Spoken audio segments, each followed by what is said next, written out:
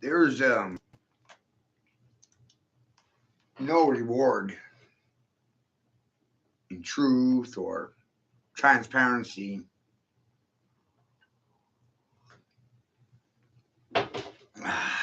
More examples of it coming in right now.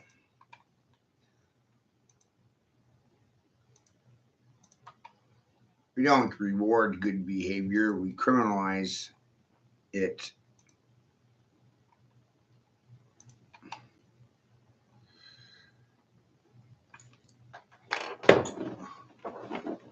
Breach of trust.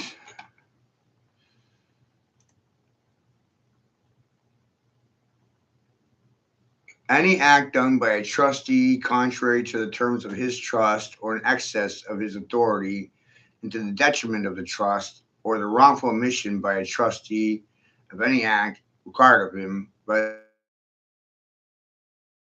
also the wrongful misappropriation by a trustee of any fund or property which had been lawfully committed to him in a fiduciary character. Every violation by a trustee of a duty which equity lays upon him, whether willfully and fraudulent, or done through negligence or arising through mere oversight and forgetfulness, is a breach of trust. The term therefore includes every omission and commission in carrying out the trust according to its terms of care, diligence in protecting and investing the trust, property, and of using perfect good faith. H.B. Cartwright and Bros versus United States Bank and Trust Company, 23 New Mexico, 82 167p 436 453. Violation by the trustee of any duty which he owes to the fiduciary. Brunn versus Hanson, CCA, Idaho, 103 F2D 685 699. Breach of trust with fraudulent intent.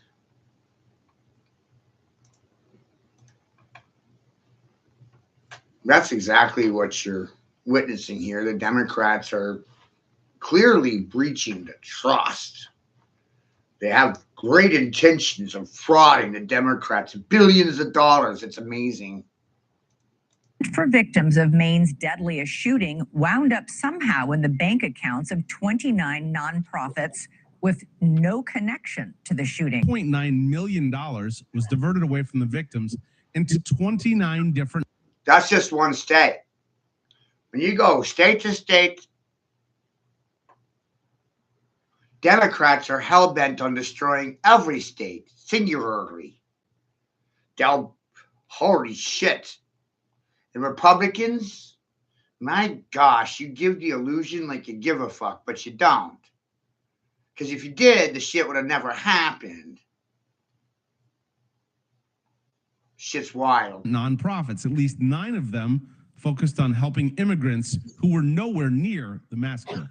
They raised money for nonprofits on the backs of 18 people who were murdered. So the Federal Office of Inspector General found that in just 2023, $46 million was improperly charged to the autism program, MaineCare Section 28. Welcome back to Impact Wire. Before we get started, make sure you like this video, subscribe to the channel, and turn on notifications so you don't miss any of our reporting. Your support helps us keep bringing you fact-based, no-nonsense coverage every single day. Now today, I want to start with a conversation I had earlier. It was about a half-hour discussion with a political expert, and we weren't talking theory, we were talking about what's actually happening across this country right now. And we both landed on the same basic principle. If the government is going to demand more money from taxpayers, then the government has an obligation to prove that money is being spent responsibly, transparently, and honestly. Because right now, Americans are watching fraud after fraud come to light. Every single day, new cases are being uncovered, not just wasteful spending, but outright fraud, real theft of taxpayer and donor money. When you combine waste, fraud, and abuse, it becomes nearly impossible for Americans to justify handing over even more of their hard-earned money. And that brings us to today's story, involving Governor Janet Mills and the state of Maine, where a tragedy occurred several years ago, the Lewiston mass shooting. You remember this. We've covered it on this channel before. After the shooting, Americans across the country opened their wallets. Donations poured in to help survivors, the wounded, and families who lost loved ones. At least $6 million was raised, and logically, that money was supposed to go to exactly those people, the victims, their families, and those caring for them. So here's the question. Why did nonprofits with no connection to the mass shooting receive that money? Why did organizations that primarily serve immigrants, not victims of the shooting, receive funds meant for disaster relief? Today, we're going to walk through an investigative journalism report that exposed how this happened. The story has exploded across social media, and now one nonprofit is even offering to return the money. And that's not all. Because beyond this case, there's another bombshell. $45 million more in Maine funds allegedly lost to fraud. We're breaking it all down. Let's get into it. That donations meant for victims of Maine's deadliest shooting wound up somehow in the bank accounts of 29 nonprofits with no connection to the shooting, prompting families to speak out. I guarantee you that these 29 nonprofits, the majority of them, did not help anyone from the mass shooting. Now, let's slow this down and be precise. There's no proof that the nonprofits themselves knowingly did anything illegal. In many cases, organizations receiving funds don't always know the original source once money is distributed. If wrongdoing occurred, accountability would rest with the entity that controlled the funds and decided how they were allocated. That's where scrutiny belongs, with those who had authority over the money and chose how it was distributed. And that organization is now coming into focus. McHugh has more on why one of the nonprofits has agreed to return all the money. Why would you give money to nonprofits that aren't even helping any of the survivors?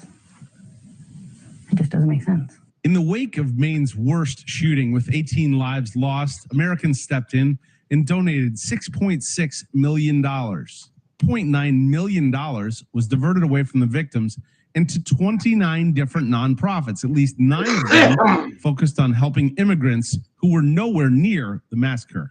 They raised money for nonprofits on the backs of 18 people who were murdered, 13 people who were shot, and 136 people who escaped their attempted murder. They used that to raise money for nonprofits. All of it orchestrated by a local nonprofit, the Maine Community Foundation. But now Sussman says that after hearing these reports and from other victims, one of the nonprofits says it wants to make things right and give the money it received, $65,000, to the survivors and family members. According to this investigative report, the Maine Community Foundation was the organization that had control over the donation funds. That's the entity now facing serious questions. Their explanation is that there were multiple pots of money, separate funds for separate purposes. But despite that, money donated specifically for Lewiston shooting recovery somehow ended up in a fund that benefited immigrant-focused nonprofits. That explanation alone raises major concerns about transparency and donor intent. The Maine Community Foundation declined our request for an interview, but says they were clear from the outset that there were 2 different funds, and their, quote, communication to the recipients of the Victims and Families Fund regarding contributions referred to that fund only.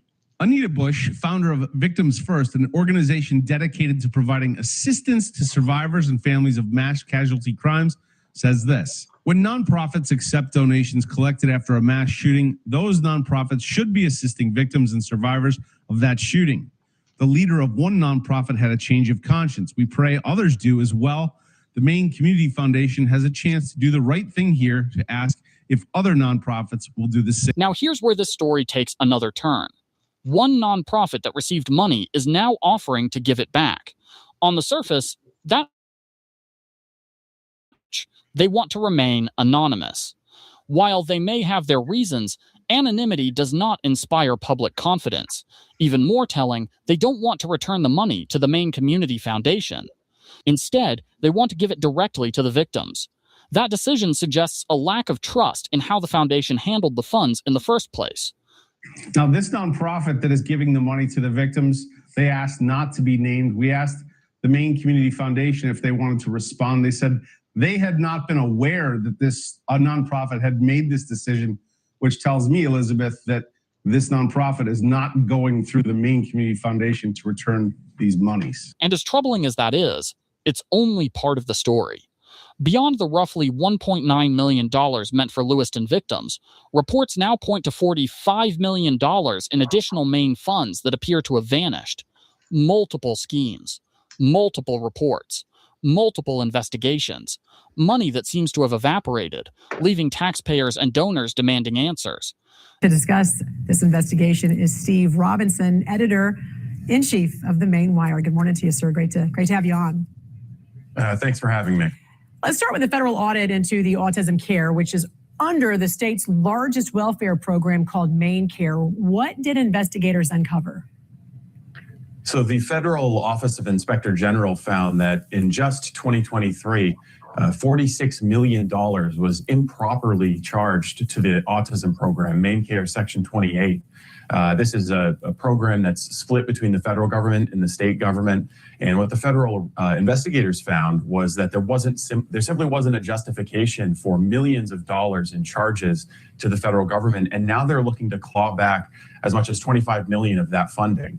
This could be a huge problem for state lawmakers as they look to pass a supplemental budget in the upcoming legislative session. There's all kinds of priorities that they're looking to address with what remains of the legislative session. But now they have to figure out what's going to happen when the federal government claws back that money. And it doesn't stop there. Governor Janet Mills now finds herself facing scrutiny similar to what we've seen in other states. According to whistleblowers, Maine's systems were left wide open for exploitation. The Gateway program was one of the first reports that blew the doors open on just how vulnerable the state had become. Weeks ago, a whistleblower came forward. Since then, the questions have only grown, and the answers remain limited. According to DHHS, years-long audits found a series of Medicaid overpayments. Now we're learning more about the timeline in this case. CBS 13's Max Williams joins us live in the studio. And Max, what did you find? Hey, Steph, tonight a spokesperson for DHHS confirms the agency referred Gateway to the Maine Attorney General's office before suspending the provider's Maine Care payments. Now, Gateway provides behavioral health services through its main office in Portland. We first began reporting on allegations of fraud in early December. DHHS would not tell us exactly when that referral to the AG was made. If you take a look at this timeline, this gives us a clue as to when this may have happened. DHHS performed an audit on Gateway from 2015 to 2016. During that period, they found Medicaid overpayments of more than $100,000. A second audit was performed from 2017 to 2018. This time, they found overpayments of more than $500,000. In the nonprofit's most recent audit, initiated in 2023, DHHS found more than $1 million in overpayments stretching from 2021 to 2022. It was not until late last month, December 23rd, the DHHS suspended their payments. So we now know the AG's office had been involved in this case prior to that December 23rd timeframe. So yes, Impact Wire will continue to follow Maine. We'll continue tracking Minnesota. We're watching Ohio. And we're monitoring every state where taxpayer and donor money appears to be mishandled. Any news outlet that recognizes that this is a model that's happening in every state is on the right track. Anybody that's pushing a race issue is probably a fucking racist. And if you're going to sit silent, then you're the problem. You're the sexist. You're the racist. Not me. You silent motherfuckers. You. That includes Fani Willis, Chicago Mayor Brandon Johnson, Boston, and beyond. You know how we operate. So here's the core question for today. How does the Maine Community Foundation justify this? If there are multiple funds and a mass casualty event occurs, shouldn't donors be required to clearly designate where their money goes? To the victims, to a general fund, or wherever the foundation believes it's needed most?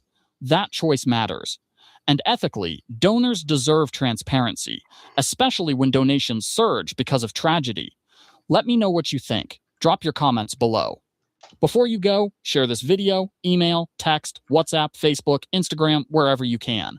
And if you're not subscribed to Impact Wire, make sure you subscribe now. We'll see you in the next report. The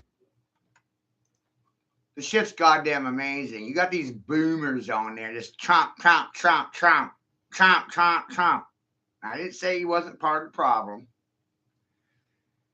But the entrenched problem is the Democratic Party. It's really amazing. They take your tax dollars and they use those tax dollars to fund and finance NGOs. They give them shell corporations to extract more money in larger projects like nation building overseas. And this has gone on longer than I've been alive.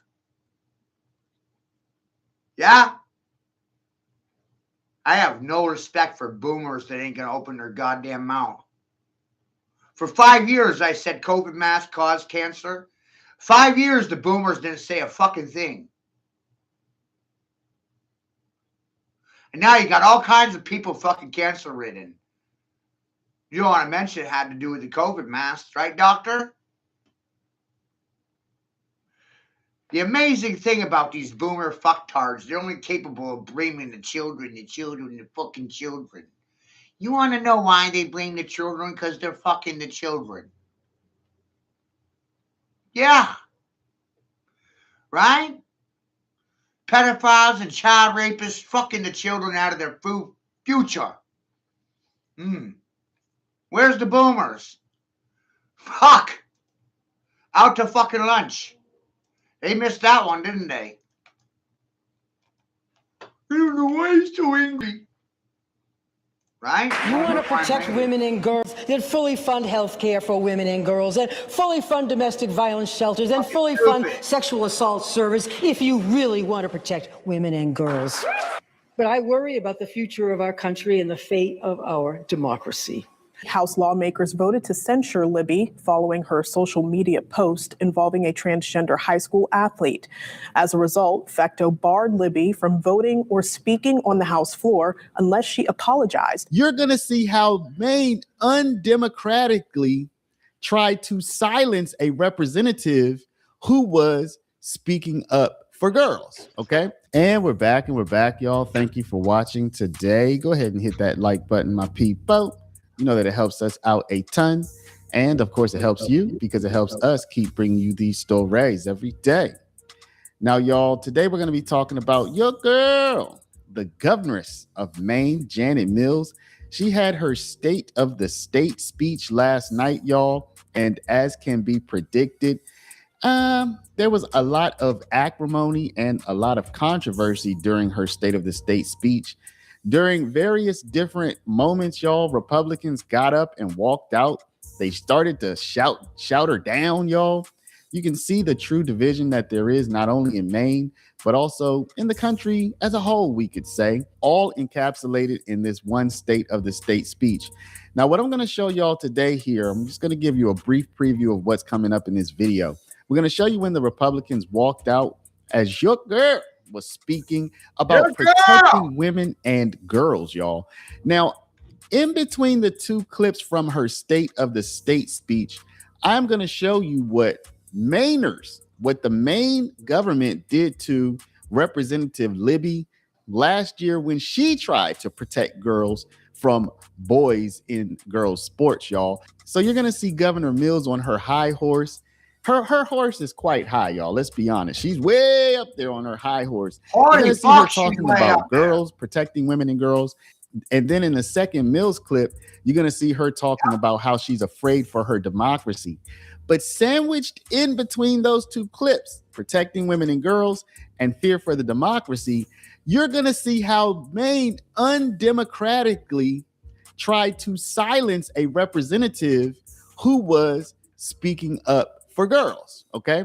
So Mills is trying to protect women and girls. Mills is afraid for our democracy, but Maine undemocratically tried to silence a representative who's trying to protect girls. You see the irony there, y'all? And then finally, we're going to follow up on the Maine plane crash, y'all, with the law firm out of Texas that published reports say we're fighting on behalf of undocumented people. Y'all, we're going to get an update on that. And there's a little clue there, y'all. I'm not trying to draw any conclusions, but I'm going to show you a little clue of what they might have been doing in Maine. Again, I don't know, just some speculation, but you can tell me what you think. So without further ado, y'all, let's go ahead and get into it. But before we do, y'all, you know that paralegal school. If you've been watching our program now, you know that we've been around for 23 years. You know that we help. Women have rolled back the right to reproductive health care. We in Maine have fought to protect it and to expand that right. And we're not backing down. You're welcome.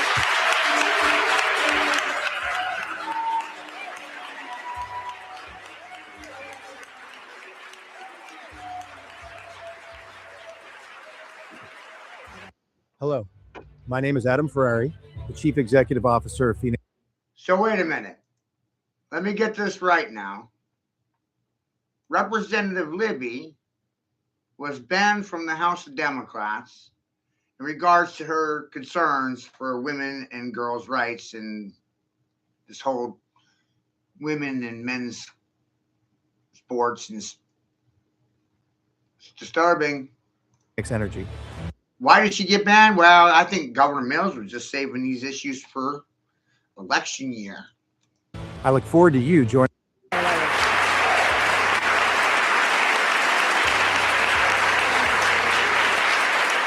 Right? Governor Mills cares about the girls and men's fund sports. health care for women and girls, fully fund domestic violence shelters, and fully fund sexual assault service if you really want to protect women and girls. I don't know about you, but when I look at this thing, all I can think is the communist spy who attempted to fucking shag me. You look like Austin Powers. I can't get over the shit. Janet Mirrors, are you a failed fucking man pretending to be a woman? Like, whoa. And we increased funding for family planning services provided by organizations like Planned Parenthood and Maine Family Planning, on which so many people rely on for primary and preventative care. And earlier today, I was proud to announce that once again, where the federal government has fallen down, Maine will stand tall. And I propose in my supplemental budget a one-time appropriation of $2.25 million in general funds to replace the money that this president and Congress have cruelly cut from Planned Parenthood and Maine Family Planning's primary care for service. Oh my God! Federal government stopped your abortion clinic money. We need to take more money from Mainers to pay for abortion clinics. And by the way, it's coming out. There was a plane accident a few days ago way here in town. That plane were affiliated with Planned Parenthood out of Texas. Now, why would Planned Parenthood out of Texas be up here in Maine? That's a great question for y'all to help me figure out. We'll do it. Okay, y'all. So there you see Governor Mills on her high horse, and you see the Republicans weren't having it. So they literally just walked out on her as she was speaking. So protect women and girls, right? Protect women and girls. Let's see what happened to Representative Libby just last year, y'all. And mind you, Janet Mills did not come out to protect this woman representative, Libby, who was fighting on behalf of girls. Let's see what happened to Libby. Now, I want you to note two things. Maine undemocratically silenced and literally stripped the vote of a representative who's trying to protect women and girls. This is the nexus of the two things that Mills was talking about last night. First up, a federal judge in Rhode Island has issued a decision in Maine Republican Representative Laurel Libby's lawsuit against Democratic Speaker of the House Ryan Fecteau. U.S. District Court Judge Melissa DuBose ruled against Libby's request for a preliminary injunction. However, Libby said today the fight is far from over. In February, House lawmakers voted to censure Libby following her social media post involving a transgender high school athlete. As a result, Fecteau barred Libby from voting or speaking on the House floor unless she apologized, which she has refused to do. Libby's lawsuit was moved out of state due to all of Maine's federal judges recusing themselves. Libby today saying she's disappointed by the decision and will appeal. She said, quote, "This fight is far from over. I will continue to demand my constituents have full representation, speak up for women and girls' rights, and fight back against the radical politicians in Augusta who are putting their ideology ahead of the people they're supposed to serve." So did Mills come out and say, hold up, Representative Libby is trying to fight for girls? Of course she didn't, y'all. They stripped her of her vote. Now, she did get it back after she fought in court, but they did strip her of her vote, y'all. They stripped her of her ability to speak. What about all this? We have a constitutional right to protest. Okay, they stripped Libby of her right to speak and to vote because she, from her own perspective, was fighting on behalf of girls. So Janet Mills, when you strip somebody of their right to speak, a representative, you strip her of her right to speak on the House floor. When you strip her of her vote, democracy, what is that called? Now let's watch Janet Mills in her State of the State address saying she fears for democracy. Was she fearing for that when they were stripping a representative in her state of her right to vote on behalf of her constituents? But I worry about the future of our country and the fate of our democracy. I worry about the standing of our country in the eyes of the world and the standing of our country in the eyes of our own citizens. I believe we're at a dangerous moment in our history. A moment where the very idea of America. Notice how she's like telling on herself right now. She's worried about her feelings. And all she's actually doing is stoking the fear. What a fear-mongering whore. You have concerns for the state of democracy? I have concerns for Mainers and their fucking illiteracy. Wow. Like, I don't know how many people are going to bite or buy into this. It's amazing. Is in peril. Maine's U.S. Senator Margaret Sage Smith once told us that the 4 principles of Americanism were the right to criticize, the right to hold unpopular beliefs, the right to protest. You didn't allow Representative Laura Libby to protest or demonstrate against you. And the House of Democrats just seems to be a bunch of you little minions. The right to independent thought. She was right. But today I see a nation where our federal government uses its immense power to intimidate and to punish, to silence those who dare to criticize. Oh, isn't that what you did to Representative Libby? Right? You censored her? Right? The very things that she's concerned the federal government's going to do, she herself is already doing those things. It's amazing. And I don't know how the good people ain't never caught on to it yet. Boo King! Boo Kings! Boo Kings! Smoking!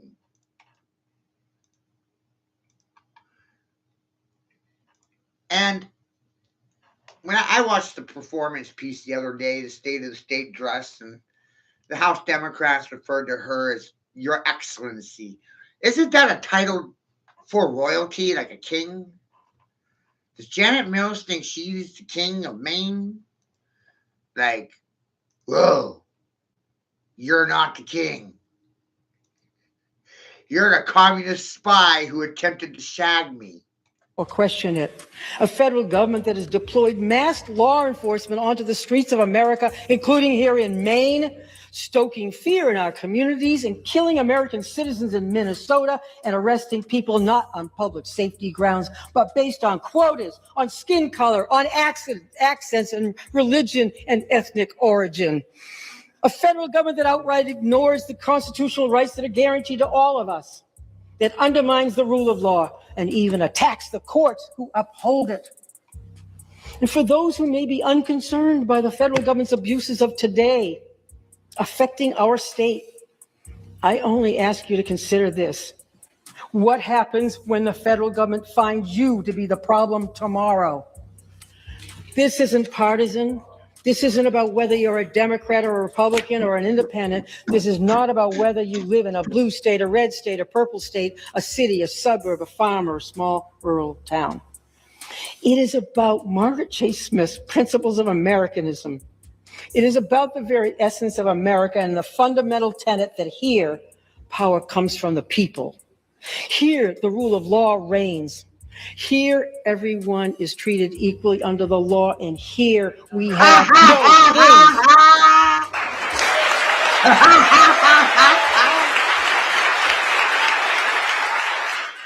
So yeah, y'all, hopefully you see that the irony, listen, I'm not just saying that Janet Mills or just the Democrats do that, but this is the way that things are working in the United States right now, where you can have the governor say, hey, let's fight for girls. Let's fight for democracy. But if you don't accept boys and girls sports, if you want to protect girls that way, we're going to shut you up and shut you down. And continue with Maine, y'all. Remember that plane crash that happened a few days ago? And we reported that the people who own the plane, or the plane's registered to a law firm out of Texas that fights on behalf of people in the country without permission. Notice how there was an event planner on the plane. Now, listen, y'all, it's a tragic loss of life. I am certainly not denigrating anybody. They can fly around the country. They can fly around the world. They can do what they want. So, I'm not saying they were doing anything wrong, but it does make you wonder, were they planning some sort of event in Maine? Also, there were 7 people who were killed, I believe. One of the people named is the wife of one of the partners in the firm, but the 7th person has not been named. So I'm not going to speculate who that was, okay? But so far, there's one person who has not been named who was killed. The FAA now says 4 passengers and 2 flight crew members were killed, and now we're learning more about some of the victims. Cameron Lobley has those details. Grown-up perks, 0 grown-up stress. With AAA, it pays to be a member. You seeing this? To start a podcast with Riverside, all you need is a concept and a way to record it.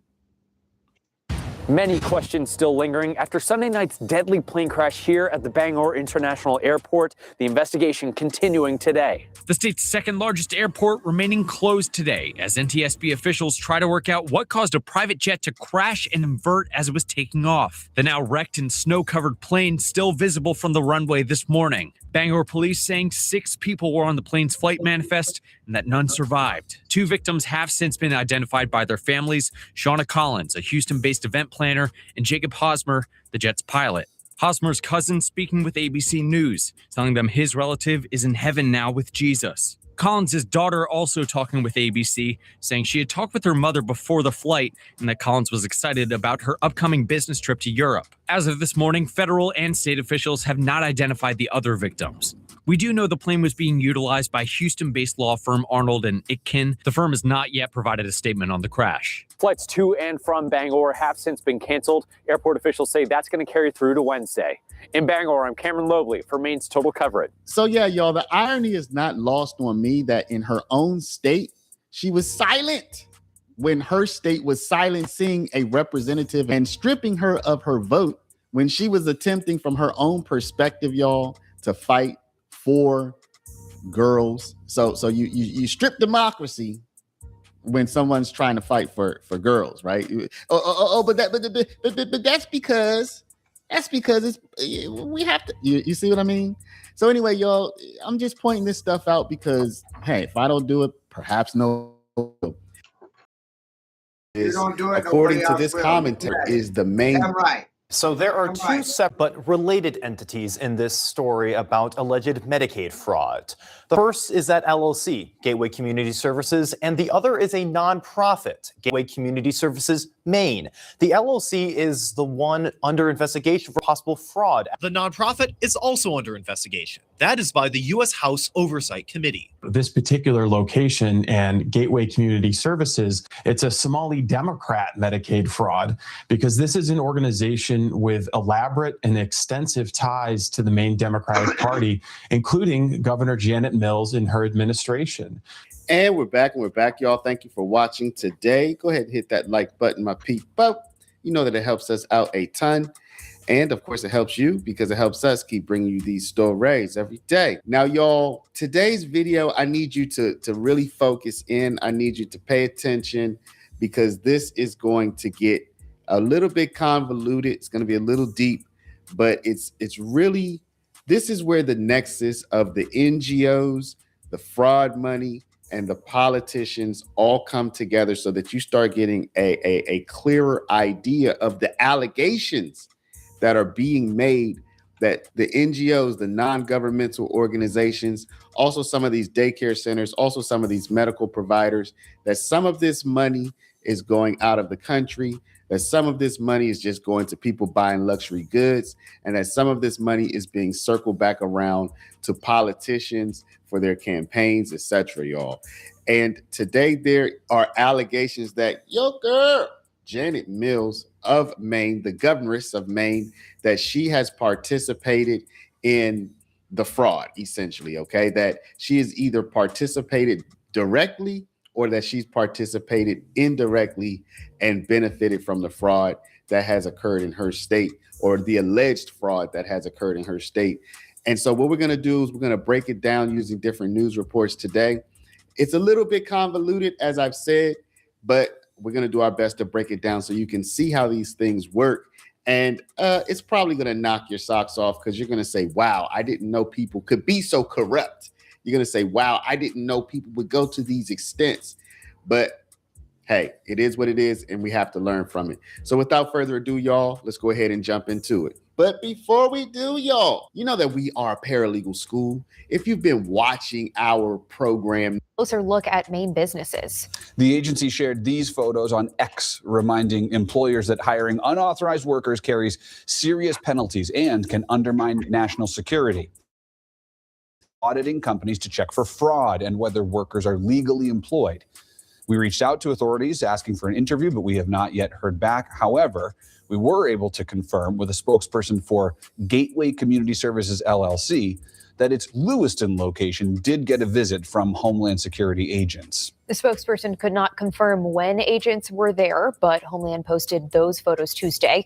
That same healthcare company is facing accusations of MaineCare fraud, and it's fighting back against those accusations from Republican lawmakers. So you're going to be hearing this name a lot, Gateway Community Services. But see, the way they structured this business, y'all, is they set up a for-profit business, an LLC, but they also set up a nonprofit by the same name in the same building, practically the same office, apparently. So now you have Gateway, which is a nonprofit, and you have Gateway, which is a for-profit, which people are saying helps with the alleged fraud. Nonprofits and forming Medicaid agencies. The particular agency in question is called Gateway Community Services. And it's a for-profit company that just has a 501c3 filing in order to accept grant money when you need a C3 filing. But it has an office on Canal Street in Lewiston. And I was actually on site there investigating and doing some monologues in front of the building when about 15 HSI agents rolled up with what appeared to be a search warrant. It looked like they were coming there to take away computers and filing cabinets.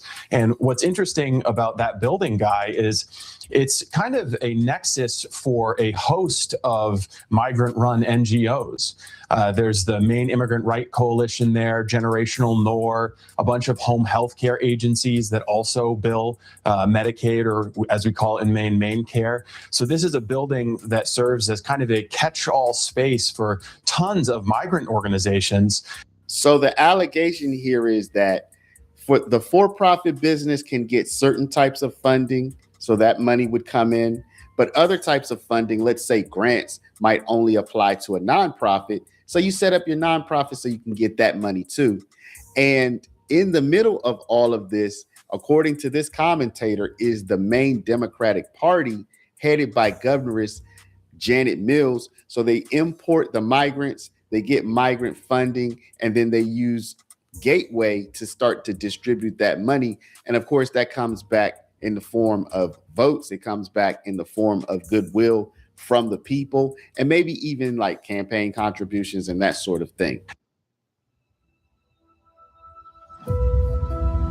EVE Online is a vast universe, alive with the unrelenting activity and combined history of its players. Pursuing lives of adventure, warfare, and prosperity, they share this existence in the biggest single shard, free-to-play MMO of all time.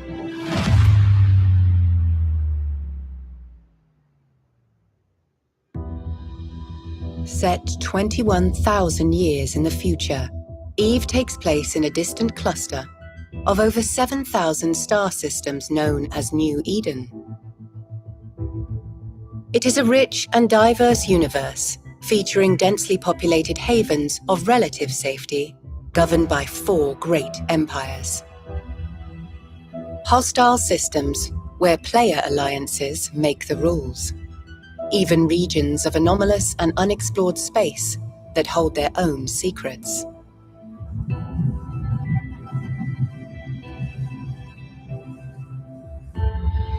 You play as a Capsuleer, a revered breed of highly trained pilot, having achieved immortality through the use of cloning technology.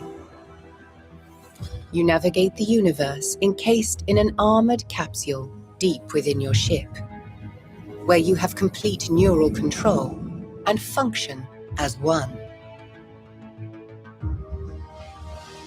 There are hundreds of ships to fly in EVE.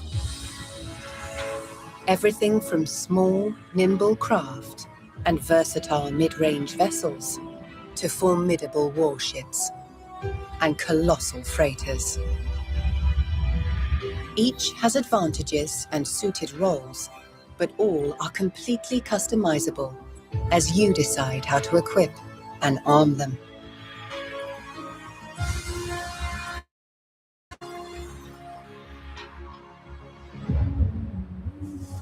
What you do in New EVE is entirely up to you.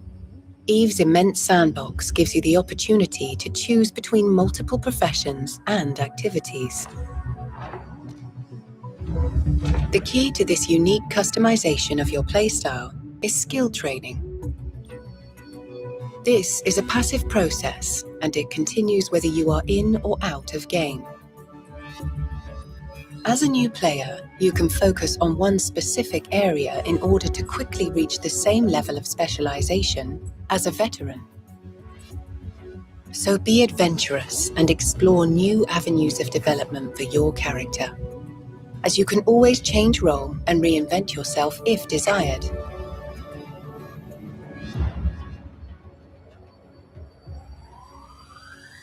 And another thing I would say about this particular location and Gateway Community Services is that it's not just a Somali Medicaid fraud, it's a Somali Democrat Medicaid fraud, because this is an organization with elaborate and extensive ties to the main Democratic Party, including Governor Janet Mills and her administration.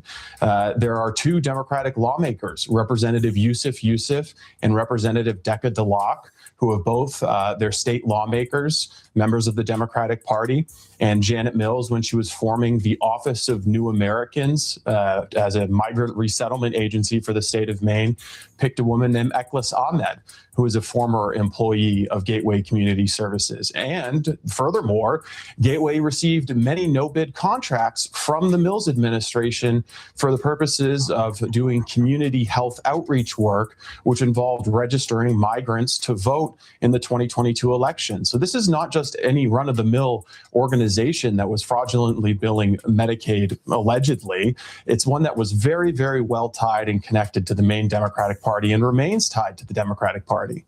So the state's Republicans in Maine, they're like, oh, okay, y'all, that's how y'all playing it, right? So they're like incensed at this point, not only because of the way the money's flowing, but they're seeing that this is not just an ideological, hey, let's help out the migrants, that this seems to be a political weapon that has been formed against them and used against them. And now they're starting to speak out against it. So there are 2 separate but related entities in this story about alleged Medicaid fraud. The first is that LLC, Gateway Community Services, and the other is a nonprofit, Gateway Community Services Maine. The LLC is the one under investigation for possible fraud after a state audit, not the nonprofit House Republicans made clear they see a clear connection between the two that goes beyond a similar name. I believe what we have uncovered so far is only scratching the surface of fraud here in Maine. Gateway has two separate but related organizations in Maine: Gateway Community Services Maine, the nonprofit, and Gateway Community Services LLC, the company. Both were founded in 2016 by Abdullahi Ali, a Somali refugee who resettled in Maine around 2009. Not only do they share a founder, they share addresses, one on Canal Street in Lewiston, the other on Forest Avenue in Portland. According to the company Gateway's lawyer, Ali is no longer involved with the nonprofit. He also said the nonprofit and company do not share staff. He said while the two share addresses, the nonprofit rents space from the company. All right, you got to stop buying generic Viagra if y'all over 40. You can get 9 pills of 100 milligram generic Viagra for just $7 with free shipping from Friday Plans. If you think it's a scam like I did at first, peep this. No doc visits, no phone calls, nothing. I just answered a few questions online, and 3 days later, my script was at my door. They even shipped it for free, so I only ended up paying $7 for the whole thing. And it's low-key in a plain package for your privacy. In like 30 minutes of trying one, I knew this was that real generic Viagra. My confidence is through the roof, and it worked even better than the name brand. My wife ain't stopped smiling. This 100 milligram generic Viagra for 87 cents a pop is the deal of a lifetime. Go put a smile on your wife's face. Get yours right now before Friday. The Department of Health and Human Services is investigating a credible allegation of fraud against Gateway, the company. It's even so bad, y'all, that as we've reported previously, it looks like the founder of Gateway may have used, and I'm using that word may have used some of the funds from Maine to fund a militia, which is an army, to fund a militia in Somalia with hopes of becoming the president of a state in Somalia. The nonprofit is also under investigation. That is by the U.S. House Oversight Committee. Congressman James Comer has launched a federal investigation and has requested bank records connected to Gateway and related entities. The company's lawyer says the nonprofit does not bill MaineCare. According to a statement from the board of directors, the nonprofit is funded through grants and charitable contributions. Why was Gateway Community Services, a company that had already received multiple notices of overbilling, allowed to sit on the steering committee to receive funding tied to the Lewiston Shooting Victims Fund? But a spokesperson for the Maine Community Fund says that's not exactly correct. She said the nonprofit, not the company, was on the steering committee and received funds. A company whose CEO reportedly spent time traveling to Somalia and running for president there and organizing a privately funded militia. According to a statement from the company Gateway, Ali did once run for elected office in Somalia. He also did provide, quote, modest financial support for the Jubaland State Forces. That money was apparently for logistical, medical, and supply support. The statement goes on to say the use of militias weaponizes established stereotypes of Somali people. So I know this is confusing, y'all. Let me just break it down in a summary. In this specific situation, they're saying that Gateway Community Services is essentially two different, let's say, businesses. One is an actual business, which is an LLC, and one is a nonprofit. They can both pull from different pots of government funding. And the allegation further goes that the Democrats are funneling money into these two different Gateway Community Services organizations in order to get political goodwill from the people, and also in order to get votes, bring people into Maine, pump up the voter base, secure any type of Democrat advantage that they may have in Maine. We're live on my YouTube channel, so you know. They can't see you, but they can hear you. What we're talking about right now is a massive $46 million fraud that's being uncovered in the state of Maine right now. Using home health care service model, they established fraudulent home health care services, and they use these shell corporations to send money overseas for nation building in Somalia. This is where your tax dollars are going. You ever wonder why healthcare gets more expensive every year? Besides the fact that they don't pay their bills, the state doesn't pay back or reimburse the hospitals, et cetera, so they just perpetually put it on you, the taxpayer. $46 million just last year alone. 2023. 1 year, $46 million. Went overseas for funding a fucking militia in Somalia so that a citizen of Maine could be the president of Jubaland.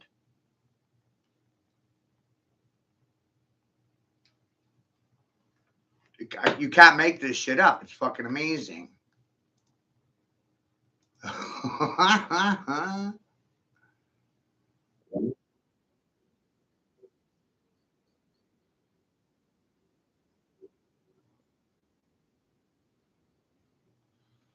Yeah.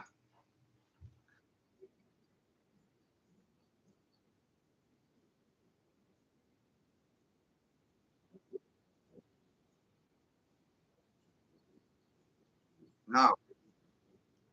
Right. Right. Leaves the country for the CIA and their nation building projects.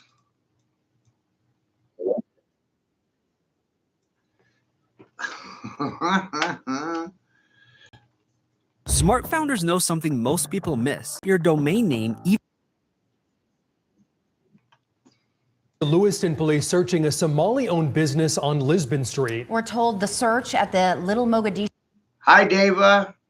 You can't make this shit up, everybody. All right, I'll see you in a minute.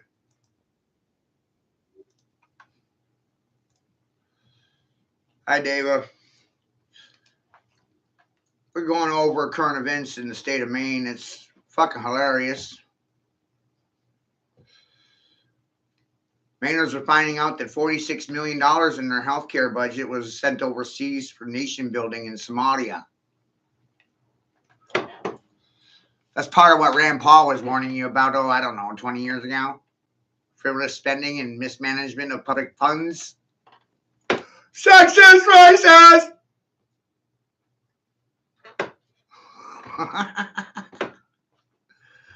See why I don't pay taxes?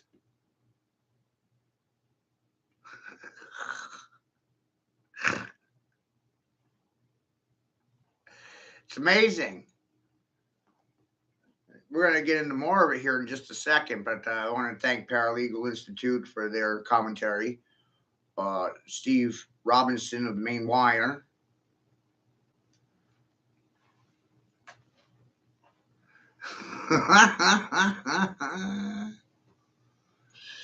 It's a good thing I can't think for myself. I need you all to do it for me, apparently. Right? Fucking special ed. I should be running on with a football helmet. How am I still the fuck alive?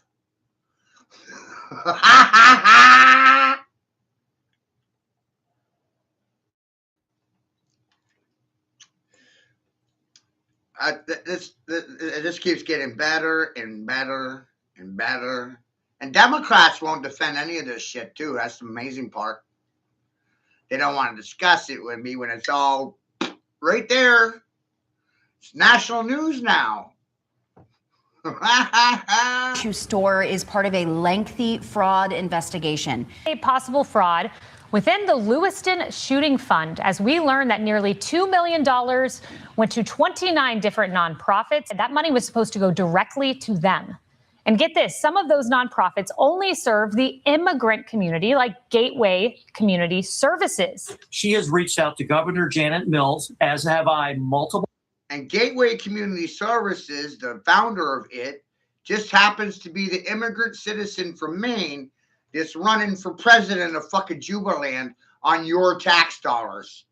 Times, Governor Mills won't talk about this subject. She literally runs and tries to avoid me from this. Former Governor Paul LePage, who is also now running for Congress, reached out to the governor and said, hey, let's work together on this. Governor Mills rejected that offer with her.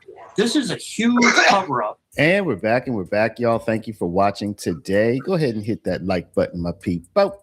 You know that it helps us out a ton. And, of course, it helps you because it helps us keep bringing you these stories every day. Now, y'all, where is your girl, Where is your girl, Janet Mills? She's nowhere to be found, y'all. Her state is undergoing a massive fraud discovery process where people in her state are running medical billing fraud. Like it might be some daycare fraud and even getting money from the Lewiston shooting victims, y'all. Now, this was one of the worst mass shootings in United States history, where just under 20 people were shot and killed and lots more injured. And there was a fund that was set up directly for them, for the victims and their families. And somehow under the Janet Mills administration, millions of that money went to nonprofits that had nothing to do with the shooting, even nonprofits dedicated to helping migrants, y'all. How do migrants always get the money, y'all? How are they so good at always getting the money? Like I said in the previous video, we might need to all just leave the United States and all come back as migrants. And maybe we can all get the money as well. And also we're going to take a look today, y'all, at how there is additional discovery cases. We're going to lead with that, and then we're going to get to the Lewiston shooting money in a few. So, y'all, without further ado, let's go ahead and jump right into it. Before we do, y'all, you know that we are a paralegal school. If you've been watching our program now, you know that we've been around for 23 years. You know that we help people get going in the paralegal field. You know that we've helped hundreds of people since. Warrant in hand, Lewiston police searching a Somali-owned business on Lisbon Street. We're told the search at the Little Mogadishu store is part of a lengthy fraud investigation. Bonnie Bishop reports from outside the store. That's the sound of an American oil company hard at work. Want to be a part of it? Listen up. We just went into the store a little bit ago to find out more information about what happened earlier this morning, but we're still looking for some more answers. We've been told the search at the store is part of a fraud investigation and that police are working with the Department of Agriculture. Now, police would not provide any other details, but stress it has nothing to do with immigration enforcement. We've reached out to the courts, but nothing has been filed. When we were at the store, we did ask the owners if they were able to talk with us on camera. They declined, but did tell us that they're only accepting cash right now and the store is open. In Lewiston, I'm Bonnie Bishop for Maine's Total Coverage. So as the authorities continue to find, this seems like it might have been SNAP fraud or something like that. Did you notice how they didn't say exactly what the allegation is? But I think this might have been SNAP fraud or something along those lines. People have said, and of course, I have not been able to verify this, and I haven't seen published reports about this, but I've seen where people have made the claim that a grocery store will commit SNAP fraud and then use that money in a restaurant to make food and sell it, y'all. Oh my gosh, y'all. And maybe even get some payments for helping feed hungry people, y'all. I mean, imagine that. You know why it's believable, even though I'm not saying it's confirmed, but it's believable because even the Lewiston shooting money went to people who shouldn't have gotten it. It's going on in Maine, too, and residents there are demanding answers. Some members of the community, in fact, calling on the DOJ to investigate possible fraud within the Lewiston Shooting Fund, as we learn that nearly $2 million went to 29 different nonprofits since the October 2023 shooting left a lot of Americans dead. That money was supposed to go directly to them. And get this, some of those nonprofits only serve the immigrant community, like Gateway Community Services. Now, you should know, prior to this, Gateway was accused of misusing Medicaid funds and was recently visited by Homeland Security investigators. So with all of this out there, y'all, you must wonder, where is your girl? Where is she? Janet Mills, where are you? Mic check, 1 2 1 2. Janet Mills, we're looking for you. You know, she's trying to run for Senate. Oh, she is running for Senate. She's trying to win. I don't think that this is a good look for your girl, y'all. So, I think she's somewhere hiding, hoping that all of this will just blow over. The Maine Wire senior reporter, John Featherston. John, these details are shocking. And I think a lot of us watched Nick Shirley and we thought, oh, wow, what's happening in Minnesota? But it's happening in your state as well? Maine is rampant with fraud. President Trump was right. The nonprofit scandals. You know, the Lewiston shooting that happened was Maine's greatest tragedy. Yes. 19 people died. But this scandal of the nonprofits taking $1.9 million worth of that money. And I have visited every organization that you put up on the screen and said, Just tell me what you did with the money. I'm not here to question why you got the money, which is wrong, but I just want to know what you did with the money. And it's turned into, well, you're a racist for asking, get out of here. You know, how dare you ask these questions? So, you know, the cover-up is just as bad as the crime is. And David Jones, a Republican candidate for governor, has started an online petition to ask the DOJ and Pam Bondi to come in and do an investigation. And Amy Sussman, who is truly an angel walking among us here on Earth, is an aunt of a victim who died in the shooting on the day that he got his college diploma. She has led this charge. She has reached out to Governor Janet Mills, as have I multiple times. Governor Mills won't talk about this subject. She literally runs and tries to avoid me from this. Former Governor Paul LePage, who is also now running for Congress, reached out to the governor and said, hey, let's work together on this. Governor Mills rejected that offer with her. This is a huge cover-up. So with all of this talk of fraud, y'all, you may feel a little bit down, dejected, but the main authorities, they want to reassure you that they take fraud very, very seriously, and it's very important to them, okay? So rest assured, people. Maine's Department of Health and Human Services says it takes MaineCare program integrity and fraud prevention very seriously. State leaders have accused DHHS to investigate accountability within the state's public health care system following recent allegations of fraud. The DHHS commissioner says the department has multiple procedures in place to investigate fraud and ensure all programs are properly funded. Every dollar we manage represents a commitment to ensure funds are used lawfully, effectively, and in direct support of the programs and people they are intended to serve. Given recent public interest in the handling of fraud allegations within publicly funded programs, it is important to share information about the actions that the department takes. DHHS members from different departments echoed the commissioner's statement on safeguarding state-funded programs, adding that their referrals of fraud are very low. So yeah, y'all have been saying this for many months now. I don't think that this is something that's going to go away soon. I think this has enough legs to last all. No, they won't talk about it. Imagine that, Dave. But you're damn right. You're damn right. The only argument they have, dear, is to call me sexist or racist. And I've told my good friends around me to the left and right, I said the most powerful thing I can do is the news in a bathrobe. Huh? Wearing a helmet head because I'm fucking special.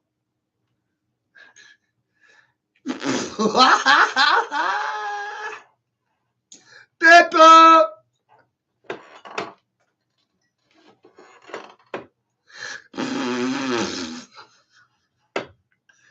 Like, whoa. That boy is special.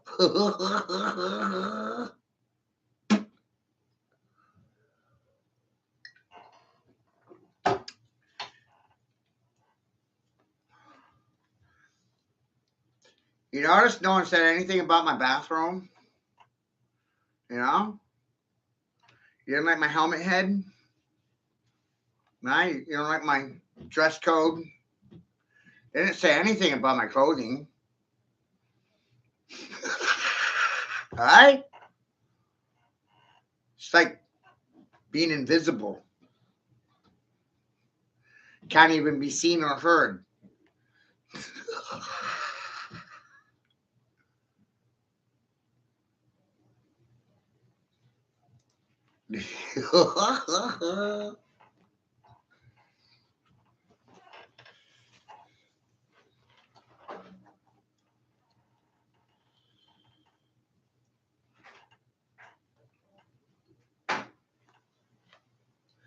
Exactly. Yeah. And I learned the same.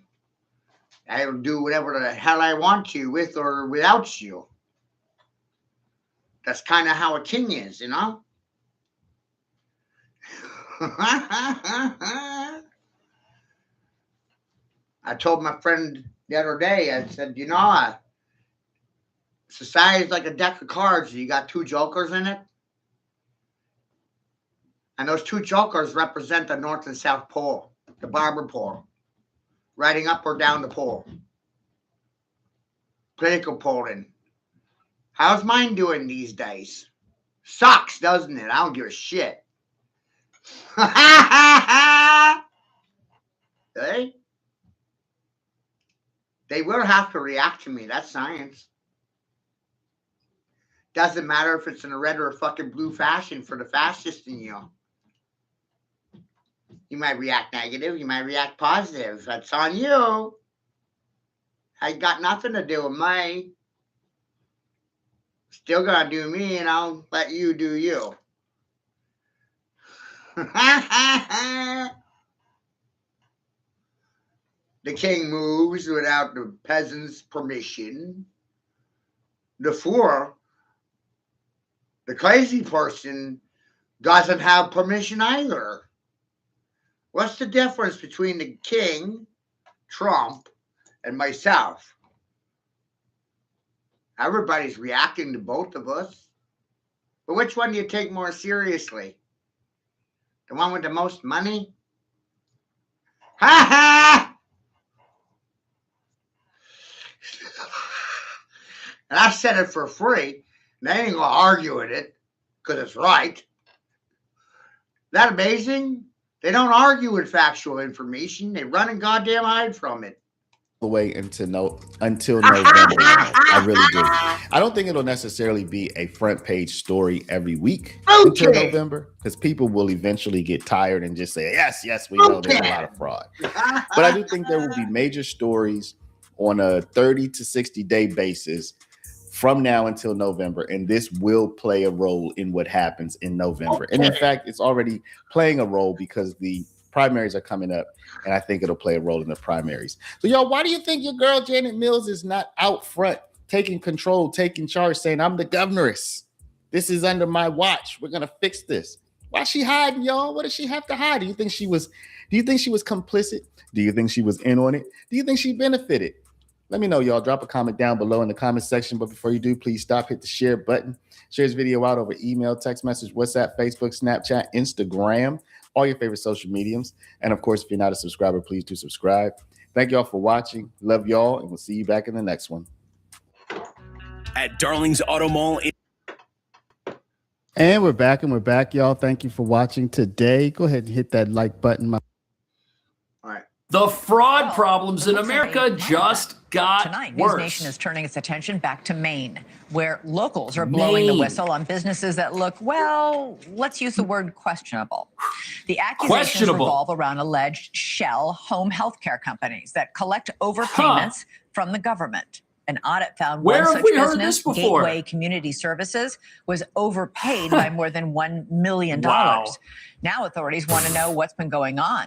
We're here in Portland, Maine. We found of the businesses that are registered in here, of the 20-something businesses, 10 of them are home health care businesses. As you can What see, are the odds? Prestige Home Care, Bright Star Home This Care, is the same Mancini scam. Support, 5 Stars Home Health Care, Prime Home Care, LLC. Signs are It's a falling trend we saw in Minnesota, one that the Minnesota House Oversight Committee on Fraud tells News Nation is a giant red flag. Large clusters of healthcare providers in one location. This building right behind me has 22 different home and community-based healthcare companies registered in What the are they building. all doing Inside there? this Portland office building, owner Ron Nevins agreed to speak with us. I think I got 10 healthcare companies, which is probably about half, maybe a little less than half of this building. Healthcare, Look at healthcare, this. home healthcare. I didn't The even know lights what home don't even healthcare work. was. Do you think these businesses are actually legit businesses? Some, yes, but some I highly question. Wow. Nobody's ever here. And, if it was 1 or 2 or 3 or 4, but when there's 10, I've had as many as 12 or 13 probably before. The You know, the landlords in America renting these places out, they're the ones that could blow the lid off this whole thing. I took the sign out the door because I'm trying to rent the office. A state audit found that 5 Star Home Healthcare overbilled Maine's Medicaid by nearly $400,000, according to documents obtained by the Maine Wire. They failed to provide documentation to substantiate hundreds of thousands of dollars Of in course they Medicaid did. benefits paid out for home-based health care, and then the owner just abandoned the office. I can't even reach him. 6 months. No return calls, no return texts, nothing. There's been no Yeah, he's consequences, gone. Left the no country, investigation, no resolution to what happened with 5 Stars Home Health Care. And that, I think, is something that's a story that we see play out time and time again. You've been reporting is. on this for quite a long time here in Maine. How widespread do you think this issue is here? Hundreds of millions of dollars easily. It's, you look at just where we're standing right now, there are probably a dozen home health care agencies registered here. We can see It's a national scam at this point. It's happening everywhere. See, neighbor? The king doesn't need permission and he does not run and hide. That's what makes the king the fucking king. Runs not. Hides not. Dresses, faces, the devils, the demons, the darkness. The king can actually see in the dark and no one wants to admit it. It's wild.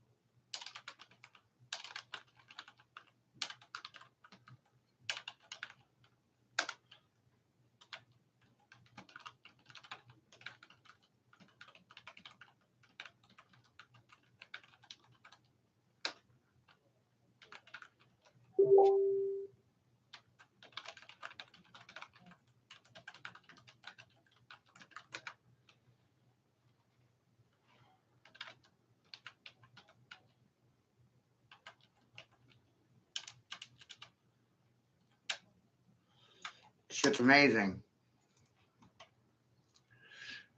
Right? No. I don't need to run. I don't need to hide. The people that did wrong are the ones running and hiding.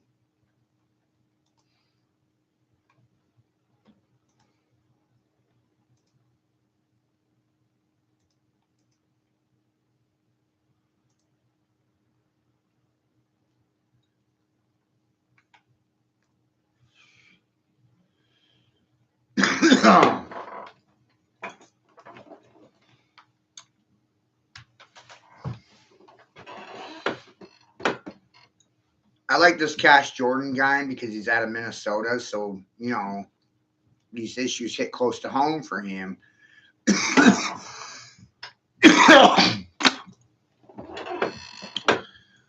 But essentially, this problem is occurring in every state. You have a model that's occurring, and this model has been going on longer than I've been alive. Can anyone explain to me how immigrants knew how to file LLC or NGO status without government assistance? Somebody in the government had to have taught them how to fucking file. And government would rather you blame the Somalians and the race for these crimes and not pay any attention to the fact that government brought them here to start a race war.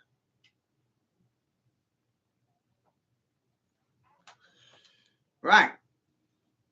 Exactly. And so that's why I like listening to Cash Jordan, because he's out of Minnesota. He busted it for me, and he's watching Maine just as much as I'm watching his backyard. He's watching my backyard, and we're both saying the same shit. It's happening in Ohio. It's happening in Massachusetts.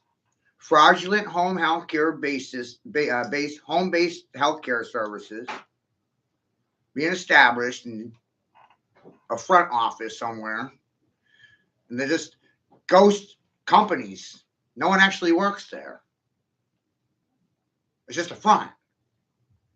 One building with 20, 30 home health care companies within it. And every one of them bill the federal government. And getting federal grants, the state grants to stay open. Just like with the daycares. Creating false, fraudulent daycare systems to qualify for federal funding. And the crazy thing is, there's no easy solution to this if it's part of the system, if it's part of the infrastructure of America now, these scams. A dozen home healthcare agencies registered here. We can see Ladna Home Healthcare down there. That's a $2 million home healthcare agency. You can see it's located right next to two money wiring services. Right next to it, you have Dahab Shield. The Dahab Shield is the official money wiring service of the Central Bank of Somalia. You can't make this stuff up. This is wild. What are the coincidences? You got these fake companies next to a place where money can quickly be sent out of the country. That is so wild. There needs to be a national crackdown on this. What's going on behind the scenes, you know? Does it bother you? Well, it ticks me off if they're screwing the state of Maine, and because that's my tax money, you know? You add up what's going on all over the state of Maine, it's probably millions and millions of dollars of fraud and abuse. That's crazy. Maine has the highest healthcare costs in the country. And this is why. There's no money in the healthcare system. We got to keep taxing people to pay for the fucking next year. Because there's nothing in those funds.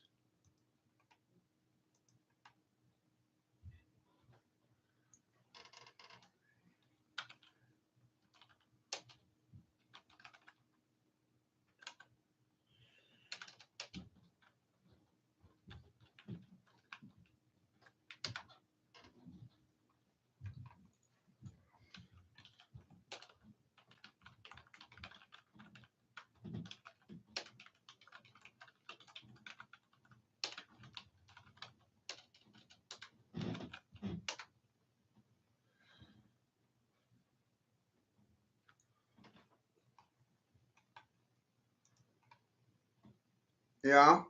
No, they don't do shit. Now, we asked Department of Health and Human Services if they are investigating that 5 Stars Home Health Care. They did not respond to our request. Now, Ron Nevins, who's the building owner you just heard from there, he says this home health care fraud is in every state. The model is the same. Change the state's name, and it's home health care fraud. It's fraudulent daycare centers, ghost companies that were established as sheriffs to extract your money and use it for building nation building projects. Let's rebuild Somalia. Right? No one wants to rebuild Maine. They'd rather rebuild Somalia with my fucking money. realizes he may lose tenants by speaking out about this, but taxpayer dollars and right versus wrong is more important to him. Elizabeth? Guy did the right thing. But here's the real problem. The thing we're learning about all of this fraud. Right? And I'm like looking around and I'm like, why ain't anyone fucking angry? That's the most mind-blowing part for me. Why ain't you pissed? Holy fuck! Fraud is that the government is paying for it. The government is supposed to investigate it, and they have no ability to do it. This is why these programs shouldn't exist in the first place. Or if they do, they should exist in a privately funded capacity. Then nobody's getting robbed. Going on in Maine, too, and residents there are demanding answers. Some members of the community, in fact, calling on the DOJ to investigate possible fraud within the Lewiston Shooting Fund, as we learn that nearly $2 million went to 29 different nonprofits since the October 2023 shooting. That money was supposed to go directly to them. Wow. And get this, some of those nonprofits only serve the immigrant community, like Gateway Community Services. Now, you should know, prior to this, Gateway was accused of misusing Medicaid funds and was recently visited by Homeland Security investigators. How come we keep giving the Gateway's founder same and company's executive money? director Abdullah Ali seems to have ambitions outside of the U.S. All these companies right there on the board, Dava, are owned by the person they're talking about, the president of Jubaland. the fucking Maine refugee that lived in Maine 15 years, takes her money, and finances himself a militia in Somalia. Wants to be the warlord president of Jubaland. You can't make up any of this shit. I couldn't believe this when I read it. Listen closely. Okay. While serving in his role in Maine, Ali was also running for president of Jubaland in Africa, where he boasted to a Kenyan media outlet that he helped raise funds for the Jubaland Somali army. What? Were any of those your taxpayer dollars? Maine was rampant. Wow. With fraud. Maine. President Trump was right. Still can't believe it. The nonprofit scandals. You know, the Lewiston shooting that happened was Maine's greatest tragedy. But this scandal of the nonprofits taking $1.9 million worth of that money. And I have visited every organization that you put up on the screen and said, just tell me what you did with the money. I'm not here to question why you got the money, which is if the people running these schemes are the industrialized fraudsters we're learning about, they're probably not around anymore. That one landlord in Maine, he said that he had a tenant in there and the person just vanished. Can't even find him. But I just want to know what you did with the money.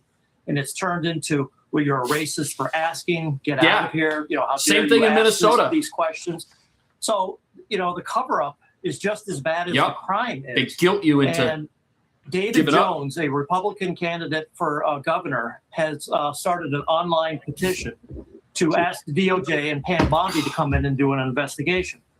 And Amy Sussman, who is a truly... The problem here is there are so many of these schemes. The schemes are out of control to the point where the government's not going to be able to catch.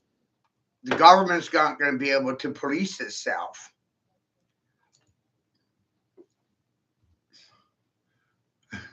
It's amazing.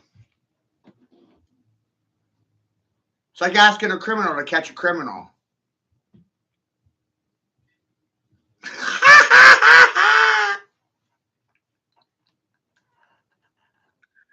Right?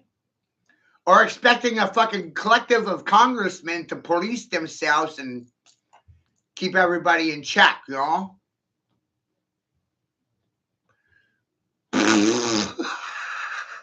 What happens when they all get bought off? Silence makes you a whore? Shit. Oops.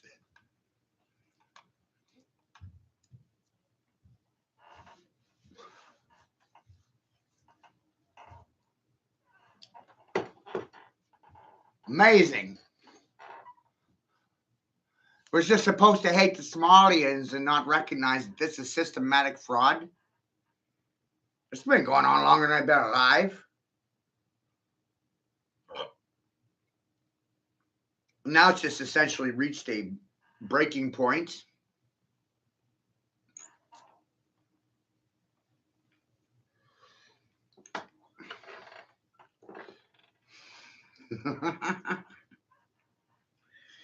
The only reason why anything hasn't happened really in Maine yet is because of local media. Lack of media attention to these problems. The Maine Wire is an independent news media funded by itself, independent of tax dollars. Independent media hardly even exists in Maine. Bangor Daily and the Portland Herald are the two largest newspapers in Maine, and they just happen to be propaganda shit rags for the fucking governor. Imagine that. You know what's even funnier? The Herald and the Bangor Daily receive a lot of funding from George Soros. We all love that guy, right?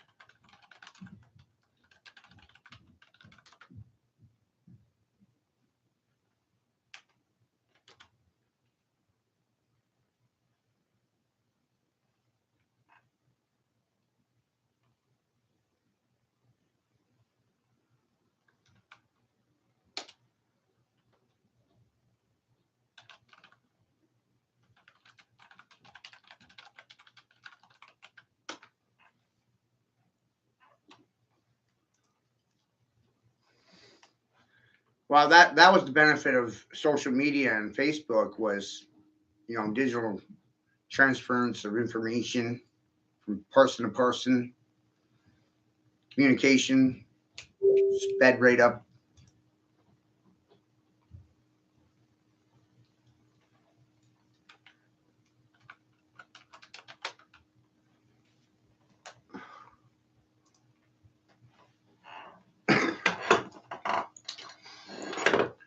How fast this group grows is a result of you, the listener, and has nothing to do with me.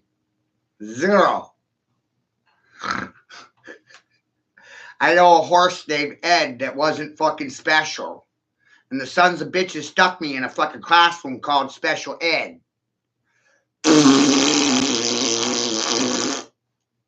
Who's fucking special now? Silence makes you the fucking helmet head in the room. Them all in a timely manner. And there's one political party we all know of that is benefiting from all of this. She has reached out to Governor Janet Mills, as have I multiple times. Governor Mills won't talk about this subject. She literally runs and tries to avoid me from this. Former Governor Paul LePage, who is also now running for Congress, reached out to the governor and said, hey, let's work together on this. Governor Mills rejected that offer with her. This is a huge cover-up, and it's taking from Lewiston Strong, it's now becoming Lewiston Heartbreak, all because of this. But now it looks like ICE is already rolling into town, and the sanctuary mobs are here to stop them from cracking down on criminals. There, it's dubbed Operation Catch of the Day. Wow. Already about 50 people taken into custody. All of this comes on the heels of Maine's fraud investigations that mirror what is happening in Minnesota. Both states seeing an increase in ICE raids. Look at these folks they're catching. Of investigations into misused funds. It's crazy. They've arrested 50 so far. 50 and they're people. targeting 1,400. They say they have warrants for it. The issue that these protesters here have is they say is these aren't real warrants. That's what they. We're having this is like public therapy, David. A lot of you need it. Yeah. You really do. I'm going to pause this for a minute. Yeah. You all need fucking therapy, which is why I do these streams and live feed sessions. It's therapy for you, not me. It's therapeutic for you, not me.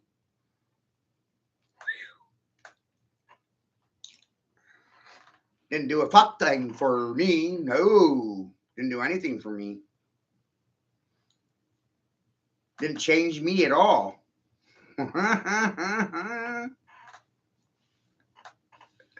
This is public therapy for the public and the republic. Because I fucking did not forget that this is a republic. And democracy died on my doorstep. When you pledge allegiance, the fuck are you pledging allegiance to? The republic or a democracy? Democracy's propaganda.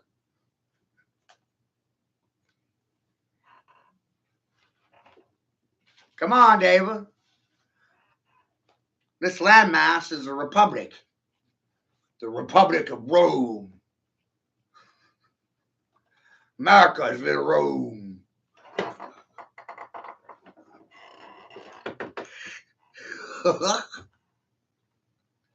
So when you're in Rome, you do as the Romans do. Thumb me.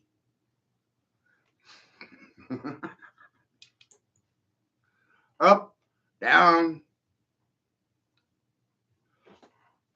What did I do? Nothing.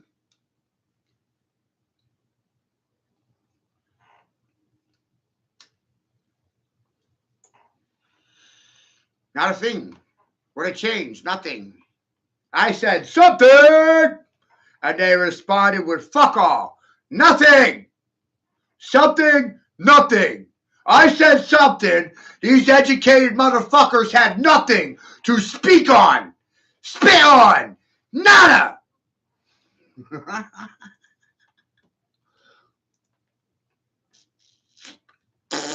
That's weird.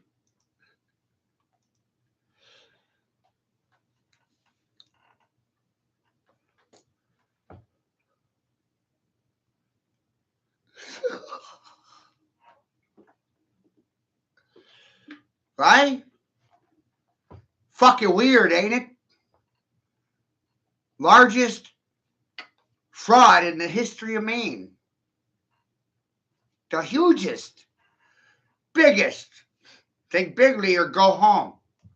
This is the biggest financial fraud in the fucking history of the state of Maine. Yeah. Uh-huh. Uh-huh. Uh-huh.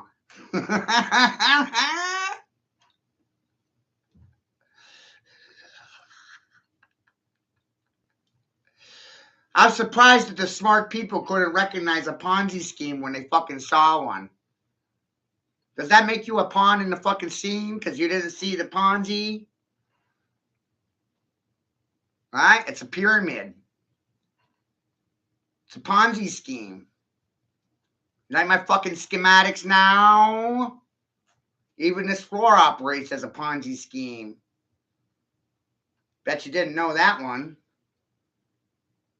It's an inverted pyramid. Up is down, down is up. You thought going up made you smart? No. You're all afraid of what's in the fucking cellar. You might find Peter Sellers. Peter Sellers, Sellers Peters. That's a fake fucking name. What's it even sound like? Did you know that actor, that was a fake name, Peter Sellers? Not a creepy thought to wind up in the basement and you find a guy named Dick or Peter selling penis? Peters? Weird. Right? And no one ever goes in the basement. No. They want to go to the fucking penthouse. But what if the janitor decides to fucking detonate the basement? I'm pretty sure all those people in the fucking penthouse are screwed. Huh?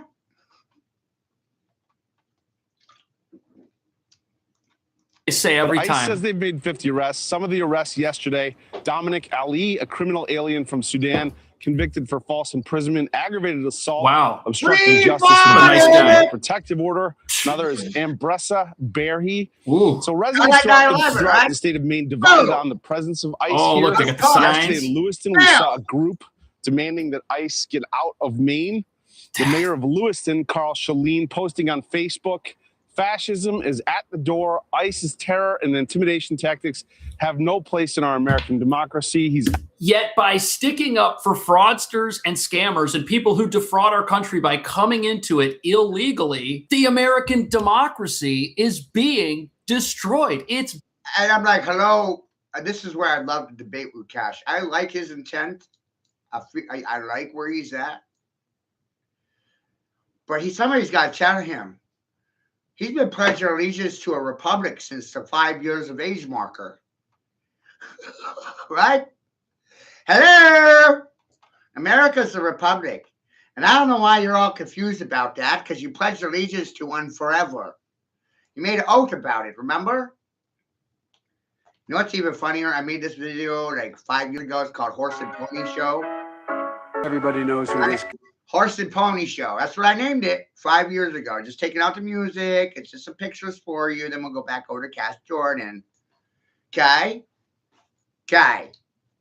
Because you're a horse and pony show. You're a trick pony, a horse, or a dog in a fucking show. Or a race. Right? Dogs race a track. Horses race a track. And they got blinders on. They can't see left. They can't see fucking right. The only thing these dumb motherfuckers can see is the fucking ass in front of them. And fuck, they ain't looking back. Why? That's what you need a mirror for. Right? Put it in front of your face so you can see behind you. Wow. Don't look back. Just forward.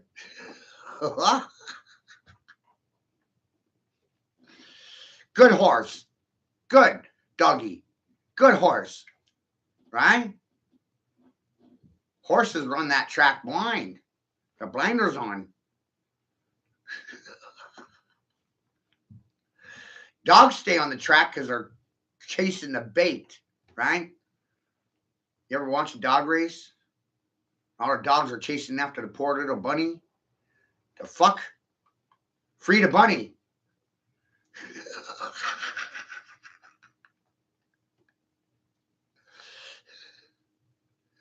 Nothing's adding up or making any kind of sense, right?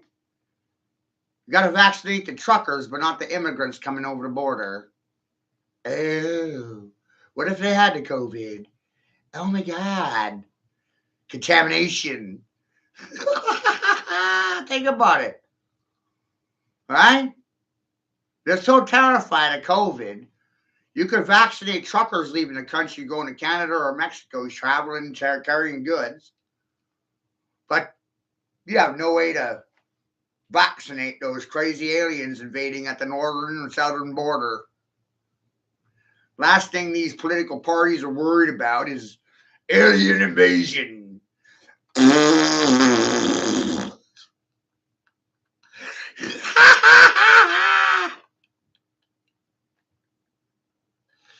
And on top of that, how about hyperinflation, the debt ceiling, and the lack of paying your own fucking bills? And bitch, the bills due, that means you owe me money.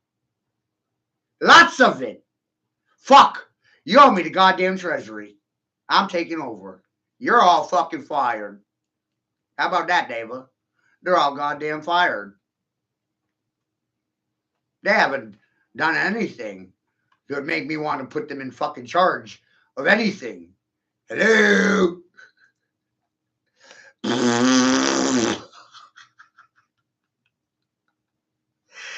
What?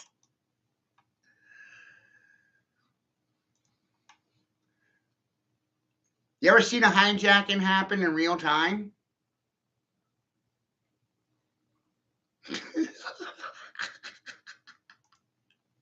Try to keep up, children. We want to do right by them, so we choose real ingredients. The fraud is that the government is paying for it. The government is supposed to investigate it, and they have no ability to do it. This is why these programs shouldn't exist in the first place. Or if they do, they should exist in a privately funded capacity. Then nobody's getting robbed. Going on in Maine, too, and residents there are demanding answers. Some members of the community, in fact, calling on the DOJ to investigate possible fraud within the Lewiston Shooting Fund, as we learn that nearly $2 million went to 29 different nonprofits since the October 2023 shooting. That money was supposed to go directly to them. Wow. And get this, some of those nonprofits only serve the immigrant community, like Gateway Community Services. Now, you should know, prior to this, Gateway was accused of misusing Medicaid funds and was recently visited by Homeland Security investigators. How come we keep giving the Gateway's founder same and companies executive money? director Abdullah Ali seems to have ambitions outside of the U.S. I couldn't believe this when I read it. Listen closely. Okay. While serving in his role in Maine, Ali was also running for president of Jubaland in Africa, where he boasted to a Kenyan media outlet that he helped raise funds for the Jubaland Somali army. What? Were any of those your taxpayer dollars? Maine is rampant. Wow. With fraud. Maine. President Trump was right. Still can't believe it. The nonprofit scandals. You know, the Lewiston shooting that happened was Maine's greatest tragedy. But this scandal of the nonprofits taking $1.9 million worth of that money. Go back to this a minute. So this is Cash Jordan. And then my friend Steve Robinson actually got on to Tucker Carlson. But it seems like like that, Ava, right? Me and Steve have been friends a few years now. I've been following him for a couple of years, and he's starting to see my stuff. Just last month, Steve Robinson on the Tucker Carlson show. Janet Mills seems like a criminal. The state seems to be run like a criminal enterprise. That's my view. Every Maine Wire reporter gets the spiel. Forget what you learned in civics class. We're reporting on a criminal organization. And we're back, y'all. Thank you for watching today. Whoa! Hit that like button, my people. You know that it helps us out. Democrats are acting like a mafia. Of course, it helps you because it helps us keep bringing you these stories twice a day, every day. Now, y'all, you know that your girl, the governor of Maine, Janet Mills, I started talking about her because of her whole spat with Donald Trump and the whole. And look right there, right? How many of you ever watch Austin Powers and The Spy Who Shagged Me? Right? That's Austin Powers. That's Michael Myers. I'm thoroughly convinced that this is a failed man pretending to be a woman, right? That would be the reason why this governor is pro-failed man in women's sports. Whoa! What if the governor is a fucking transgender? A communist spy that wants to fuck you and me over? Who would have thought it? Allowing, permitting, encouraging, however you want to put it, boys, biological boys, to compete in sports against biological girls. That's why I started talking about it. And I think maybe that's why she jumped on the national stage, because she told Trump, bring it on. Now she's backing down. But today, y'all, I want to talk about something else, because see, sometimes this is what happens, right? You jump onto the national stage with this thing, and then people start looking at that thing. And what we're seeing now is that there are, I guess, credible reports that Janet Mills is running her government in a very unsavory way. Now, I'm not going to use the strongest words. I'm going to let the guest of Tucker. Right, David? He won't say it. And the fool already did. Right? He won't say it. But I already did. Whoa.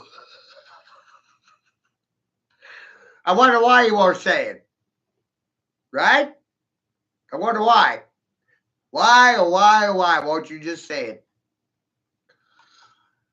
You're a result of your vocabulary. You're a result of your thoughts, your feelings, and your fucking concerns. Your thoughts, your feelings, and concerns manifest and create your physical fucking reality. I'm well aware of the fact that I'm in a frequency war. Frequency. Silent weapons, quiet wars. Silence makes you my whore. And I'm Matthew knocking on your goddamn door. And I wasn't terrified of saying that Governor Mills is running a fucking mafia out of goddamn Maine. Everybody else is, though. I wonder why. Got something to lose?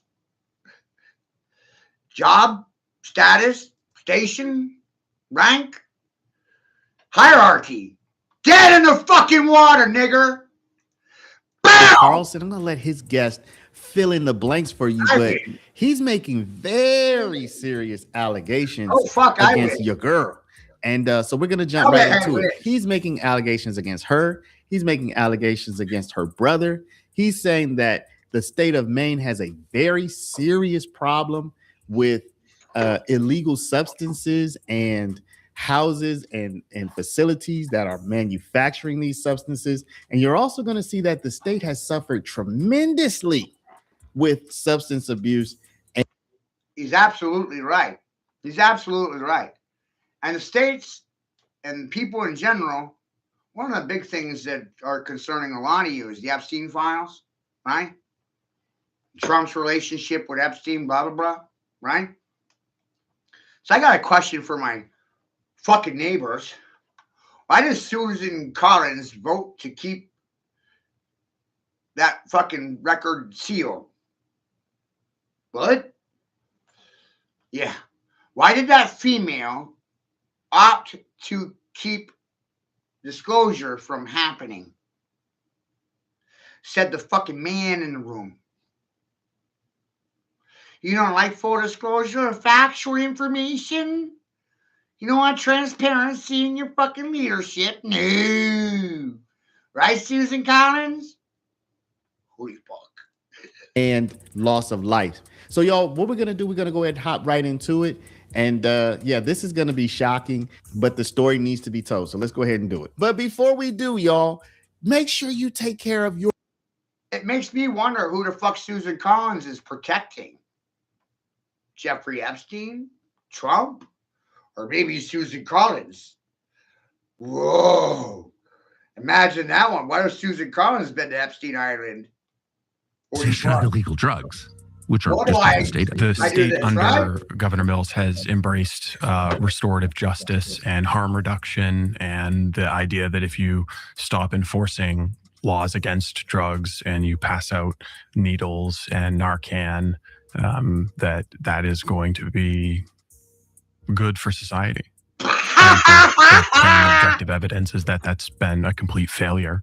But on the He's fucking right, you know. I guess the Chinese criminal conspiracy in the state, we've approached her at events and tried to ask her about it, and she won't answer questions directly. Why? So that's the $1 million question. So do you have any evidence that suggests a motive for ignoring something this destructive?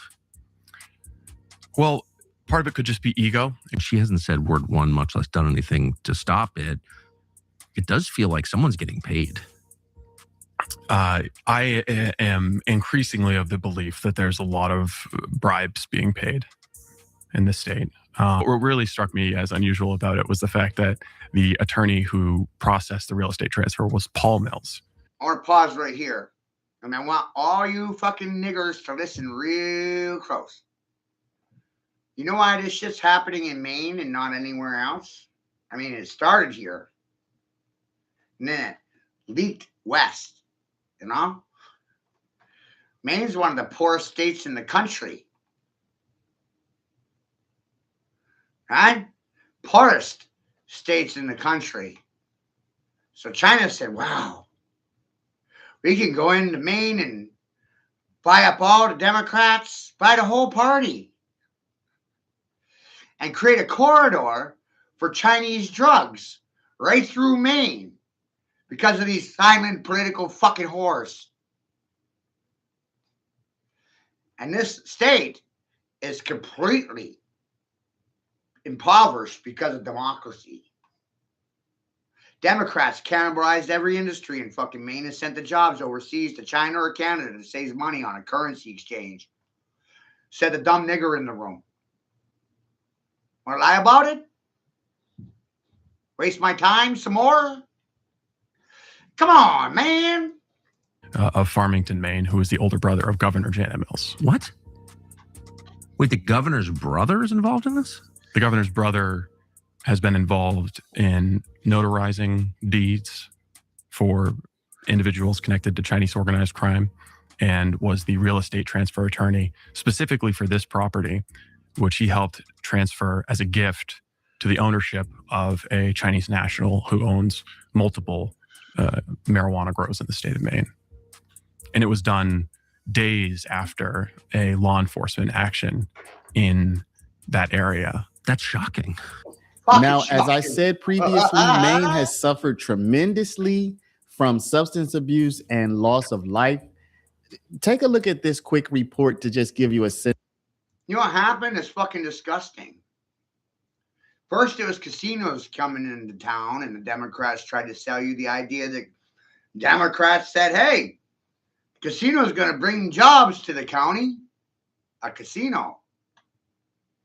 A place where people can gamble their welfare checks away in hopes that one day they'll get rich. What kind of fucking delusion is that? Casino came to town, drugs came to town, and right after that, the Oxycontin, the methadone, Suboxone clinics.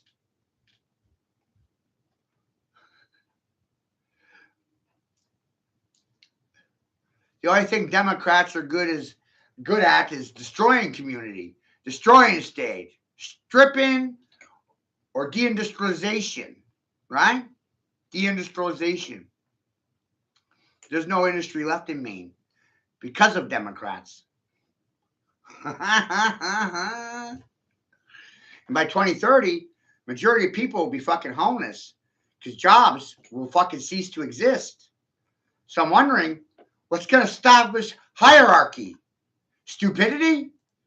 For how serious this is. They're actually celebrating a reduction in opiate overdose and a reduction in opiate addiction, but there's still increases in certain rural areas, and some of those increases are huge. In Augusta, Governor Janet Mills hosted her annual summit that brings leaders from across Maine and the nation to share ideas and learn how to help people affected by the opioid crisis. From January to June of this year, fatal overdoses have decreased by more than 21% in Maine.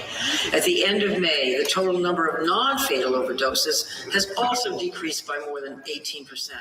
I live in Bangor, where we're seeing a serious rise in HIV. There's an outbreak, and we also saw last month that there was a 21% increase of overdoses, deadly overdoses, in Penobscot County just in the month of May. Hi, my name is Tami, and I would like to give you a few reasons why you should consider. So all of this comes with a backdrop again of the Mills administration reportedly running more like a mafia style setup enterprise rather than just a government. Now, again, this is the report. I'm going to let you listen to it and I'm going to let you decide for yourself. So let's get into even more information, even more evidence that something ain't quite right over there. Take a look. The state of Maine's government acted, right? So, I have a friend, lifelong friend here, who got into an argument with the state about COVID regulations at a restaurant, and he came on my show on Fox and mentioned Janet Mills, and she and the other women who run the state. I think the state is run entirely by women, pretty much. It's a matriarchy. Almost every single. Oh, right there, David. You heard it, right? Women all day long blaming patriarchy. And I'm over here a result of something called the 80-20 split. Yes, ma'am. And who coined the 80-20 split? Fucking Dan Pena. One of the wealthiest men in the world. Right next to fucking Henry T. Ford. 80% of you want to kill me, and 20% of you want to fuck me. That's amazing. And when you start talking, I'll know which group you're in. It's amazing, right? They either want to fuck me or kill me. There is no middle ground.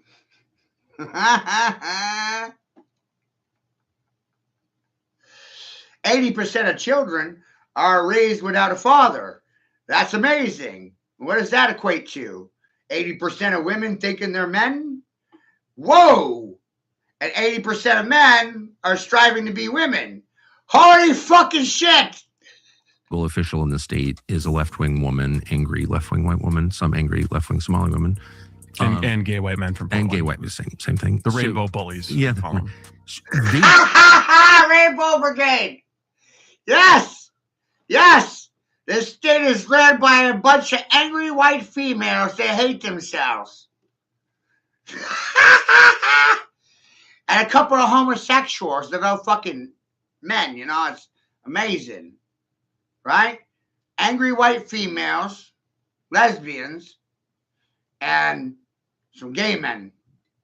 Remember, this is supposed to be a Christian state. That's amazing. And somehow it's ruled by a matriarchy of angry white females and a dash of homosexual males. Descended on him and drove him out of the state. The inspector armed to shut down his business for criticizing her. And he's now operating a business in another state. He's been here his whole life, multi-generational. So people are afraid of the state government under Janet Mills. Yeah. Do you think that? I mean, it's the biggest problem in our state. I mean, there is a. But it seems like Janet Mills seems like a criminal. The state seems to be run like a criminal enterprise. That's my view. Every Mainwire reporter gets the spiel. Forget what you learned in civics class. We're reporting on a criminal organization. They steal from people and then they hand out money to their friends and to a dependent class in order to buy votes. But with everything that's been happening, the Mainers have finally become fed up with Mills, I believe. She was recently booed, not even once. I say recently, like this happened one time. She has been being booed. She has been being rejected by her own people, probably because of, again, her stance of boys and girls sports. But I think Mainers are probably not feeling Janet Mills in general. Take a look.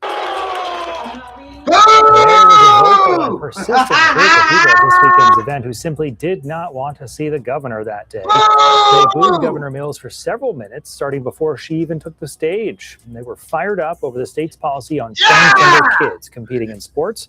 At one point, a heckler yelled, "We have daughters." Mills responded with, "I have 5." Eventually, she just plowed forward with the names. We have reached out to the governor's office for a comment. So, y'all, everything I'm saying here is reportedly, right? Of course, I can't say for sure that Janet Mills is corrupt. I can't say her brother is corrupt. I don't know. These are the reports that are coming out. So it's up to you to decide for yourself what you believe and what you don't believe.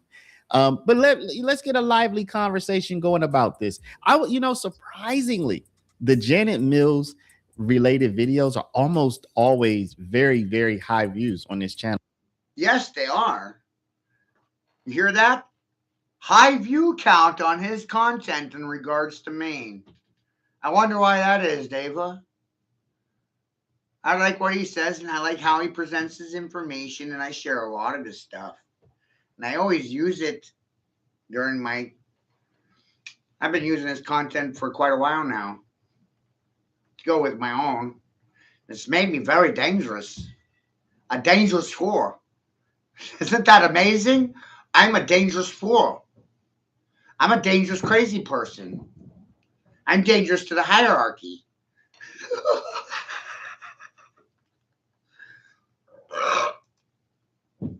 So I really can see the bigger picture here. I'm dangerous. I'm shocked because Maine is not a small state, but population-wise doesn't have a very large population. But I guess there's just something about this situation that calls people's attention. So let me know down in the comments. What do you think? Do you think that there's something corrupt there, or do you just think, nah, this is business as usual? This is just the way things work in the United States. Let me know down in the comments. But before you do, please stop, hit the share button, share this video out over email, text message, WhatsApp, Facebook, Snapchat, Instagram, all of your favorite social mediums. And of course, if you're not a subscriber, please. Dearly beloveds, we are gathered here today. I can shit talk your two-party system to your fucking face. I would vote for me before I would vote for any party. And if you don't like that, join silently. Yeah! How am I doing? Hey? Hardy, fuck, man. Where's the children at? Are you angry yet, children?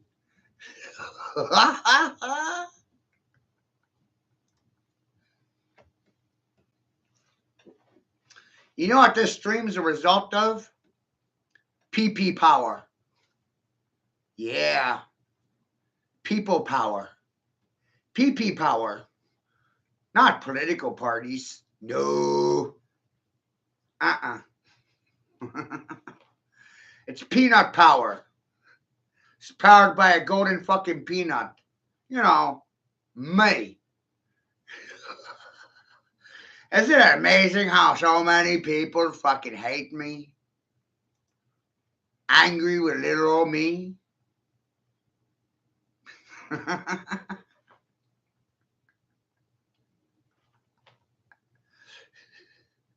Do I look like someone that has a plan? Nope. No plans. But hey, I was smart enough to know that plans fucking fail. Oh, snap. Pans ho. 2 EBT or not 2 EBT? That's the fucking question, ho.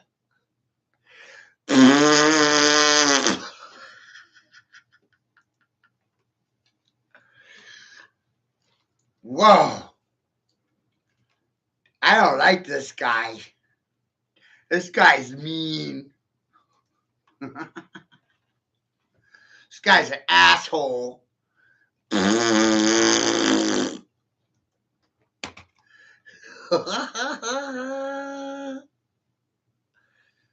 I'll bet a singular fucking dollar none of you smart goddamn people have a response that's worth a fuck by the time the stream's done. Nothing that's going to feed my children or reimburse me for my time, repay me for my education. It's obviously not part of the public education system. No. Thank God for homeschooling. 60 million people decided to do that, you know? There's about 300 million in America, and 60 million are homeschooling.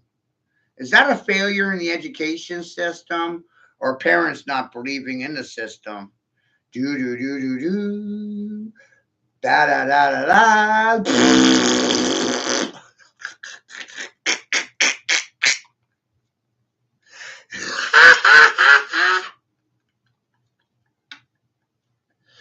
I've been trying to tell my fucking peoples that the national spotlight is getting really close to home.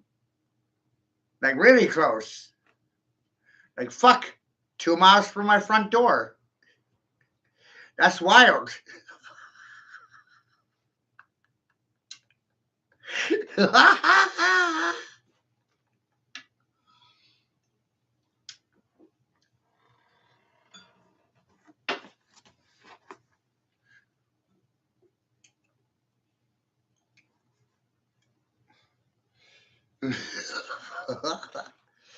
No, parents don't believe in me. Children do, though. It's amazing. Because I tell the children, I said, when the hell did your parents ever tell you the truth about anything? Right? Jesus is like Santa Claus for the children. It's a grown-up fictional fairy tale character that never existed. Like the Easter Bunny and the Tooth Fairy. Like, you don't tell the truth about anything. And so these children grow up their whole lives being lied to by their parents. Ain't that fucking hilarious?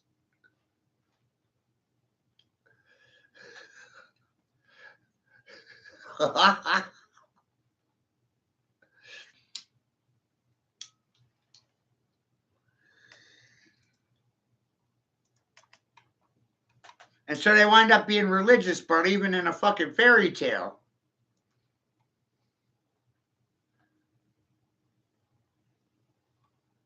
And isn't it weird how most holidays correspond with some sort of celestial event? Maybe it's a solar eclipse, spring, summer, winter, fall, solstice. Something to do with the sun or the moon. I don't know. Ask your preacher or priest about it. Why do Christians worship solar solstices? Spring solstice, winter solstice, fall, summer. Are you pagans or something? What, you don't believe me?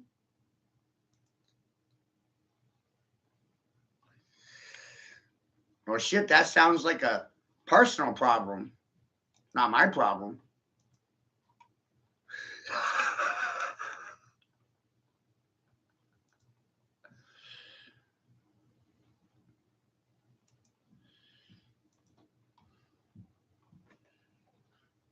Illumination. Illuminati. Hey, just what if, just maybe, we just might be the Illuminati. This group. This Kabbalah. This cult of personality. What if we're the illuminated ones? The enlightened ones? What? No.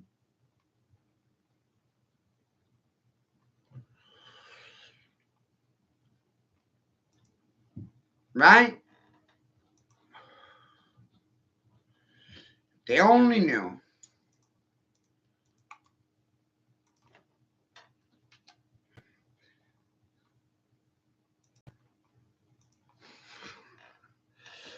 If they only knew about the King's movement, it might change fucking everything.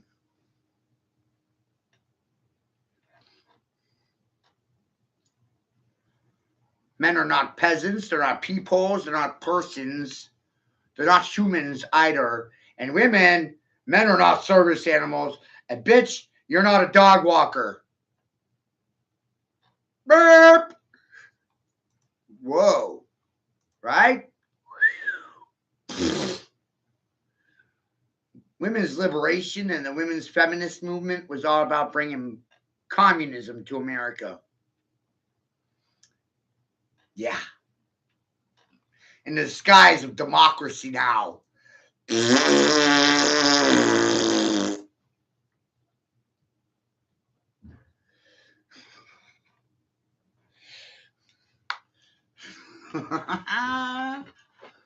What?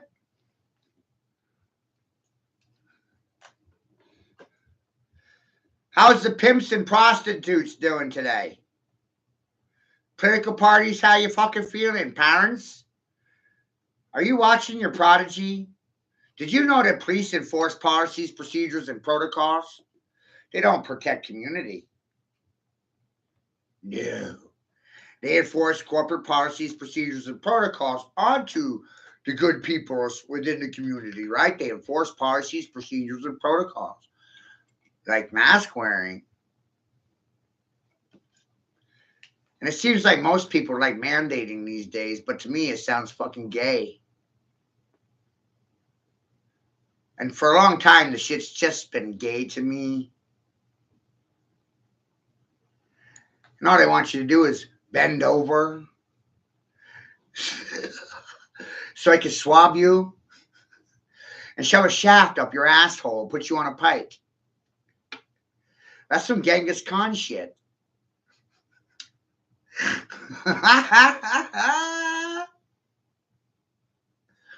Maybe I should start swabbing these people by telling them I came from Schwabenland, like Klaus Schwab. And I'm here to swab you with a 6-foot Q-tip. Shove it right up your fucking ass. What? Derp! Derp, derp, derp, derp. I'm under the assumption the majority of people are definition blind, tone deaf, and hard of fucking hearing. Mentally impaired, visually impaired, deaf, dumb, mute, blind, and muzzled is no way to go through life. Fuck no.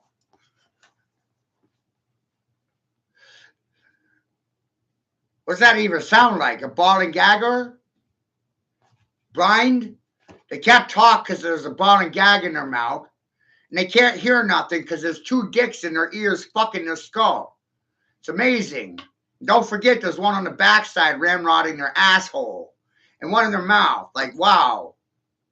What's going on here? How'd this happen in the first place?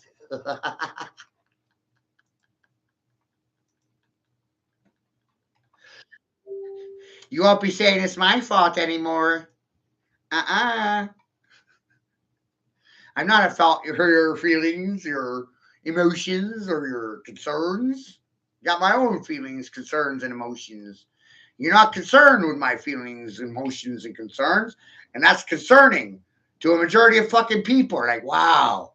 The majority of people are not concerned with anything they see, hear, or hear.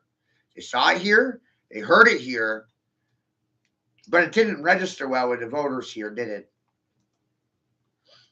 Fuck no. It's like nothing runs through the register. You don't get anything.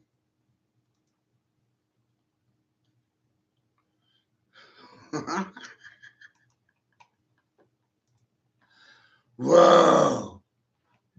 Now, take me to your leader, because this is an alien invasion. I'm invading this country through the fucking television. And you're worried about the northern and southern border. Oh, might be the customer.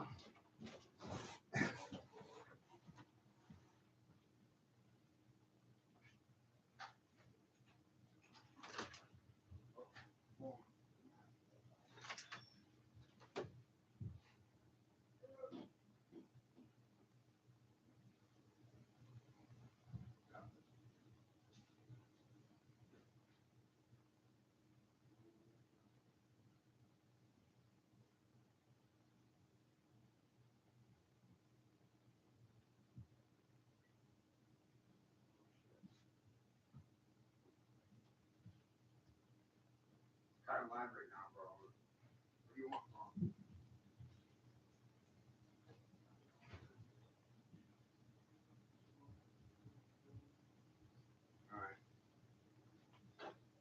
do one because you owe me 20. You want those instead of the 20? I'm gonna give you one. You stole me the 20. Oh. Here. I'll give you 2 for it. But you stole me the 20. Yeah. All right.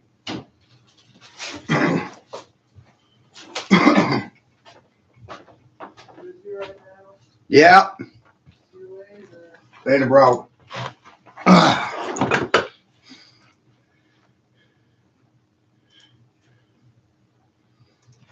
It's amazing, right?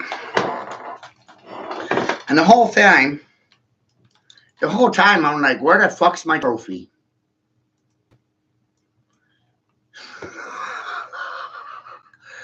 Where the fuck is my goddamn trophy?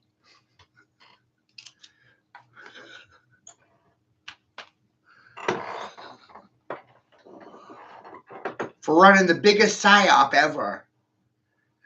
The smartest thing you could do is look stupid and say smart things. Smart fucking people are stupefied by the process. They don't have anything to say for themselves. Shocked, silenced, stunned, stupefied. Silence makes smart people sound stupid.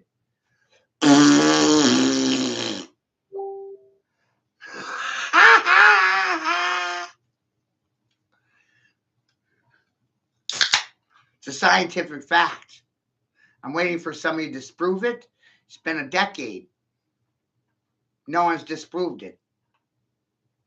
A fucking decade.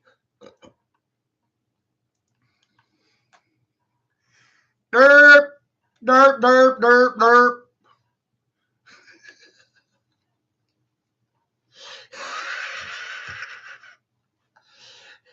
So I'm wondering who's on point, Poindexter. Me or you?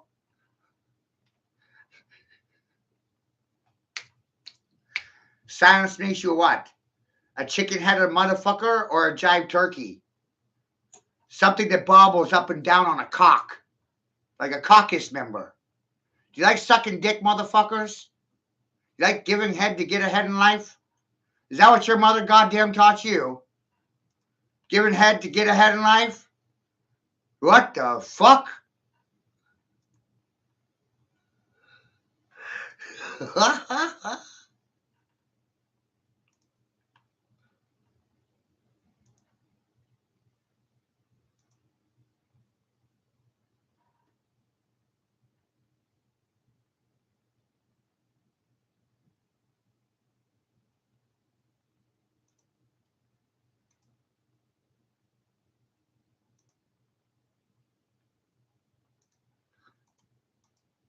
I'm so glad I'm uneducated.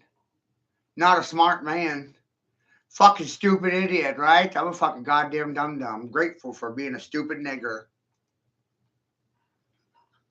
Thank God for me and my homeschooling, right? You know what's even funnier? If it wasn't for God and the devil, I wouldn't be here having this conversation with you. Now watch this one. I bet none of you, none, zero, could tell the difference between heaven and hell, God or the devil. You don't know if I'm working for God or the devil. Who the fuck am I working for? Because I don't get paid to do this shit. No, I pay to do it. So there's the fucking difference. Some people pay and some get paid.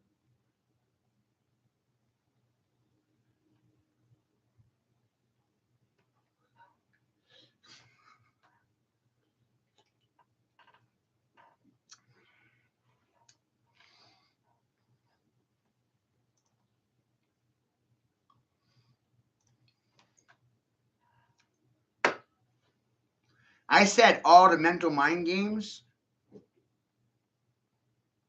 mental manipulation, mama, starts in Maine.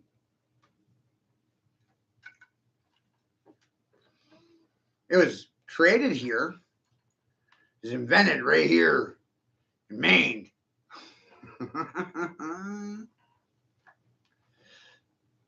You have the oldest mental institutions in the world right here in Maine.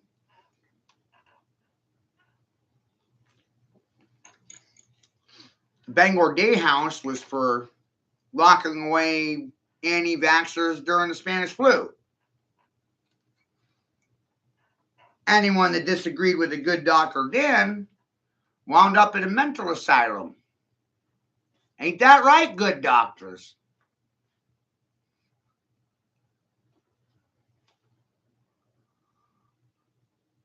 You don't cure your patients of anything. Good people, Pfizer's been in business for 147 years, has created 25,000 strains of viruses and diseases for you to be terrified of, but has never actually cured cancer. They've created plenty of cancers. Caused me to assume the position that most doctors are fucking cancerous in their practices. They insert cancer in their patients for a fucking profit. And the boomers, I fucking hate you. If I had my way, you'd all be dead. Because you kept your mouth shut.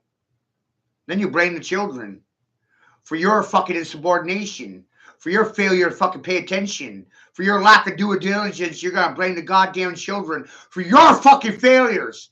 No! You're all goddamn fired.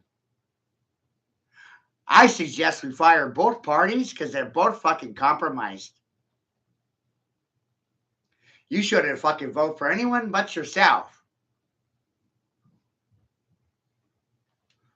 Why would you trust other than yourself? Neither party's trustworthy. Presidents aren't fucking trustworthy. Whoa! All these fucking whores do is lie for a living. I hate liars. I want to see you die. You already killed my children. Fucked them out of their future. And you didn't think I'd ever figure it out. Boy, you thought wrong.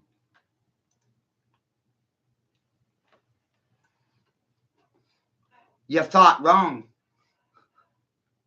But that's what you always do. Think wrong. Operate under assumptions, assuming positions without factual information. Holy fuck! Amazing, right? Turns out I'm a holy fuck. Oh, and I bet you hate that idea, don't you?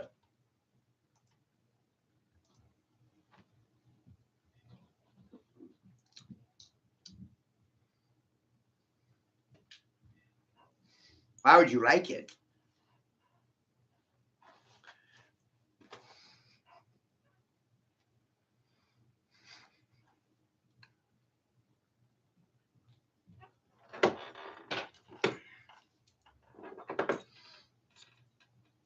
Don't harass me when I'm fucking working either. Shit pisses me off. Don't come to my fucking house and harass me when I'm working. I don't go to your house to harass you at work. You know? Pay attention to the information on the fucking screen. You think it's about me? No. It's about the bullshit you fucking silent whores already goddamn believe in. And it had nothing to do with me. And if I hurt your feelings, well, that's your problem. It's not mine. I don't get paid to fix that problem. I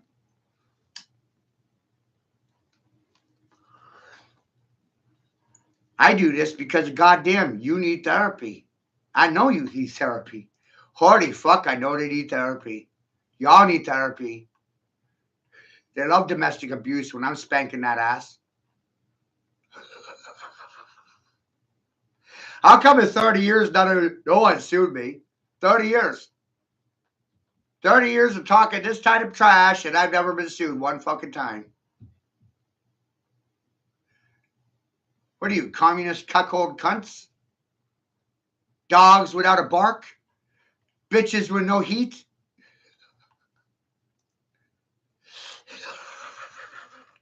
No fire in your fucking belly? Your blood went to fucking ice, didn't it? Ice, ice, baby. Call Ice Cube and Mr. T. Pity the Fool?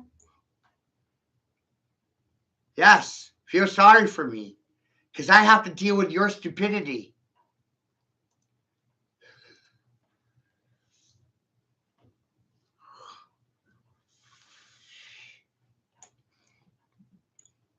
You never get anything over on me, fool.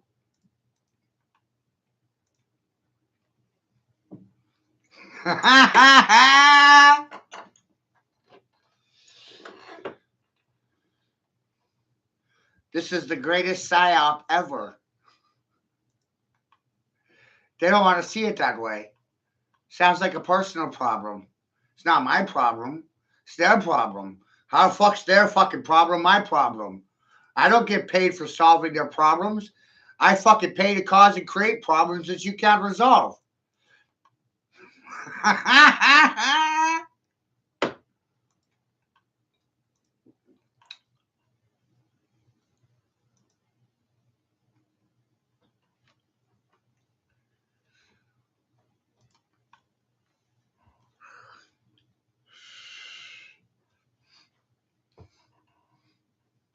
The smartest nigger likes pretending to be a dumb nigger.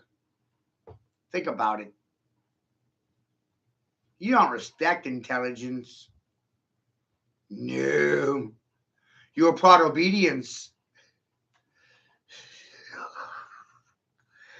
Come on.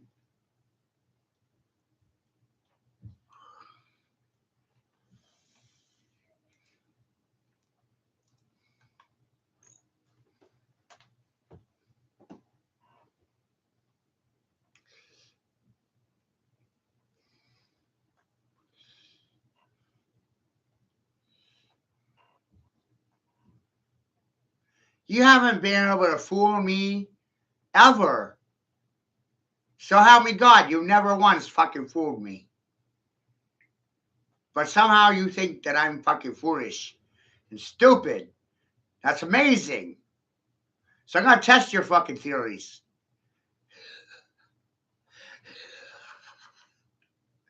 And don't forget, children, AI is watching.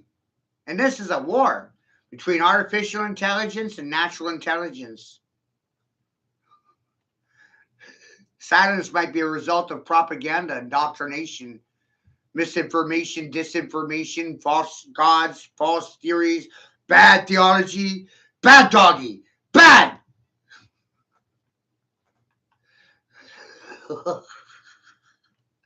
You like your misinformation and disinformation, don't you? And I'm shouting out the Central Intelligence Agency right now, otherwise known as Catholics in Action. How you whores doing today? You in bed with Xi Jinping? Call fucking China because I know all about it. Uh-oh. Ooh, that smell. Can't you smell that smell? Smell that surrounds you.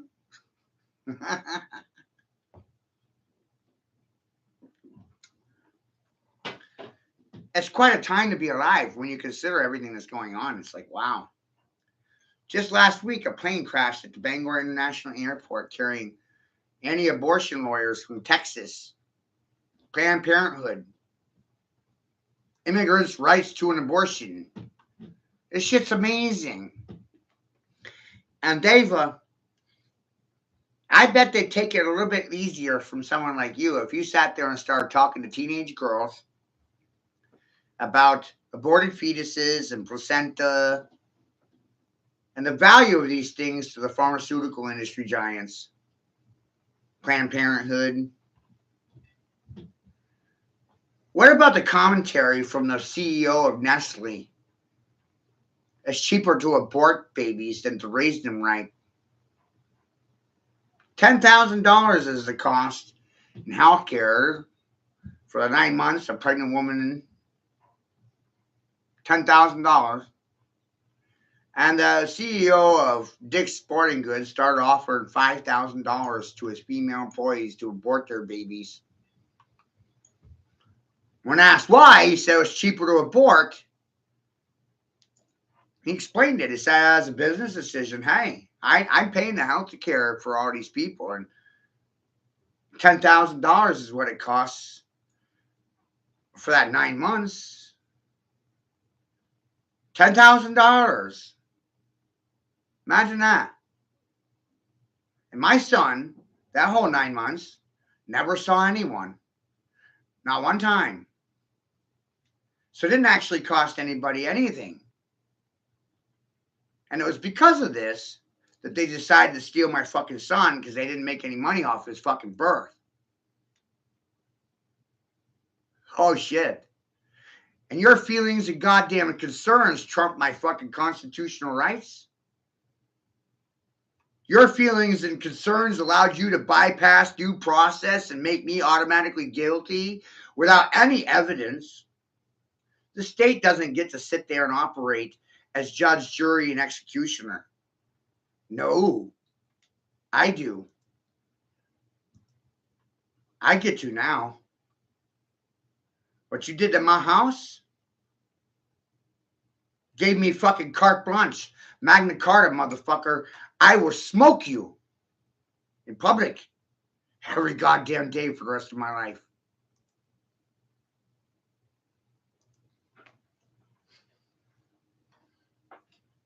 I hurt your feelings? Yeah, I must be your master. Just call me master. Call me master. And it's over. I win. Y'all fucking lose. Isn't that cool? I think it's cool. I win. You fucking lose.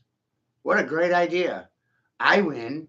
And goddamn, you silent horse, to hell. I win. And you fucking lose silently. You ain't got anything to say. Not publicly. That's why I win.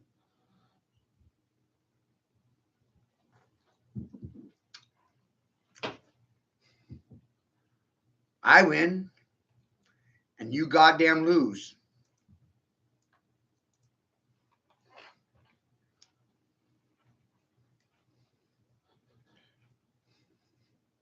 I want to see somebody try to defend either party in front of my fucking face. But quite clearly, I said, hang both parties. Simple solution for Simon and the Simpsons. I mean, we did it 100 years ago.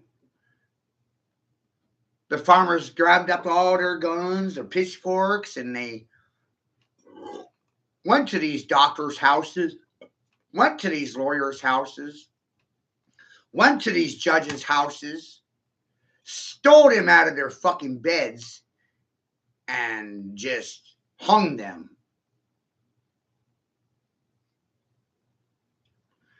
No trial, nothing. We just killed them all. But you all forgot. I didn't. That's the difference. I didn't forget. You did.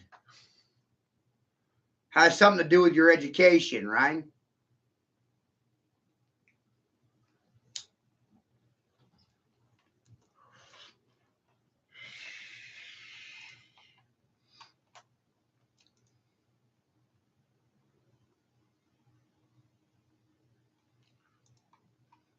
I've said for over a decade that history repeats itself over and over and fucking over.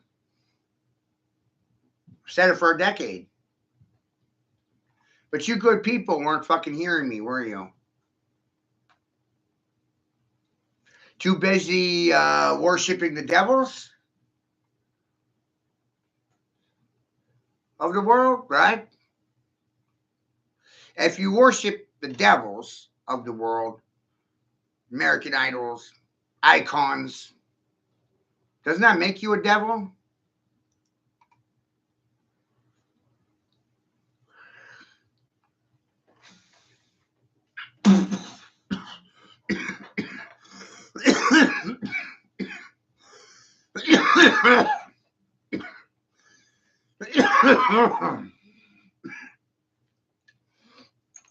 So raise your hand if you like fucking or eating children. Huh? What? We're here for the children, the children, the children, Deva.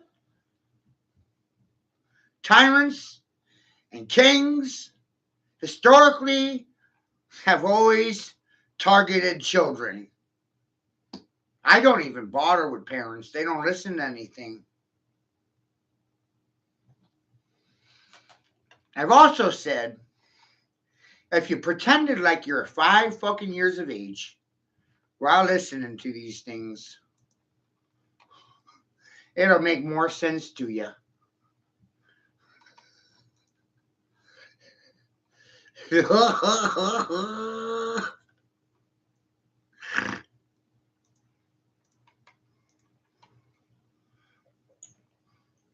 Right? Like, whoa. And I got to give Grace some credit. I hope she sees this stream. Grace helped me put all of this together. Today's content was provided by Cash Jordan out of Minnesota, Steve Robinson, the Maine Wire, and myself. And you know what all 3 of us fucking niggers have in common? Independent media. We do it because we're compelled to. No one told us to do it. Put on us to do it. To you. Moral conscience? You're not going to sit silent to this shit. Because then you'd be just as guilty as everybody else around you.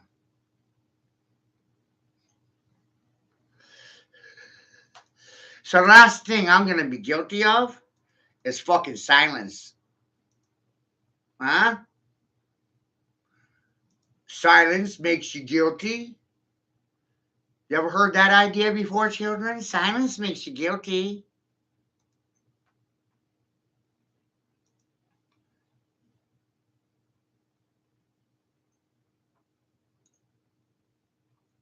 Silence makes you guilty through silent complicity. That was Ben Franklin. Holy fuck, I just goddamn quoted Benjamin Franklin. You know what's even funnier? 3 people can keep a secret if 2 are dead. Ben Franklin as well. You love talking shit, don't you? How come you don't want to talk shit about this shit? It's good shit. 3 people can keep secrets if 2 are dead.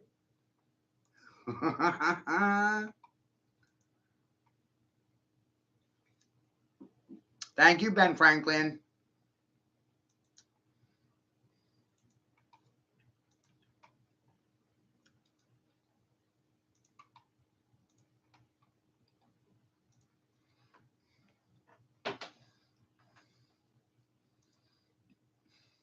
It's fucking funny as shit how they're just dead silent over here, right?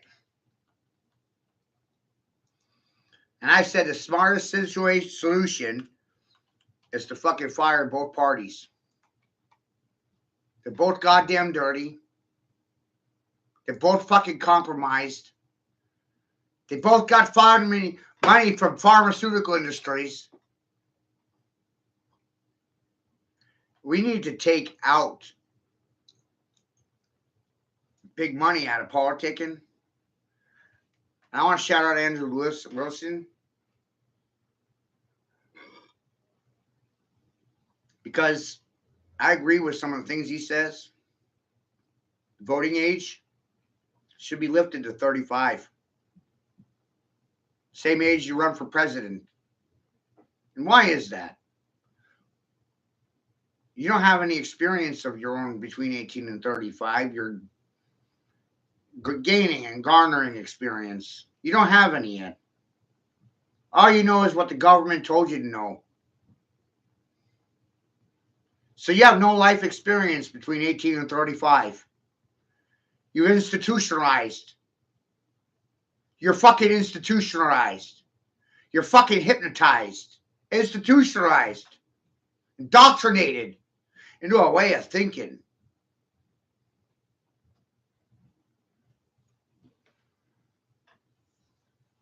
So number one, these are simple solutions. You don't have to think about this shit. I don't want to see 18-year-olds voting.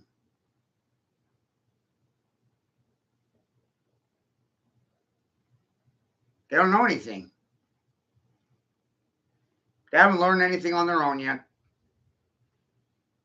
They have no life experience of their own. All they know is what somebody else fucking told them to know. So I agree with Andrew Wilson.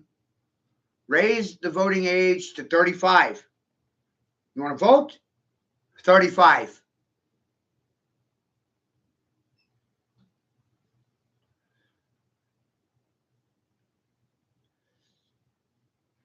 And I don't think women should be voting for anything. You've been sending men to fucking die for your feminist ideals and your women's liberation movement for longer than I've been alive. So I'm with Andrew Wilson in the sense that women should have no say in what happens. None. You won't fight. You won't die for your mouth. You won't defend anything that comes out of your fucking mouth. So I'm with him. Women shouldn't vote at all.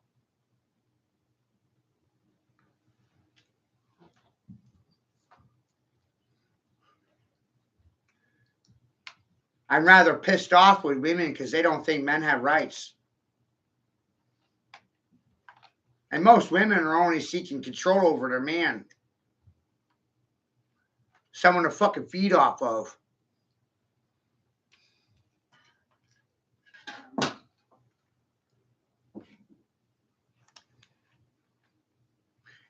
And my voting record is flawless. For 45 years, I've only ever voted for myself. Still here. And you'll call me a sexist, racist nigger for voting for my very life, for voting for my own existence. That's amazing. Maybe you're just angry because I did something that you couldn't even fathom.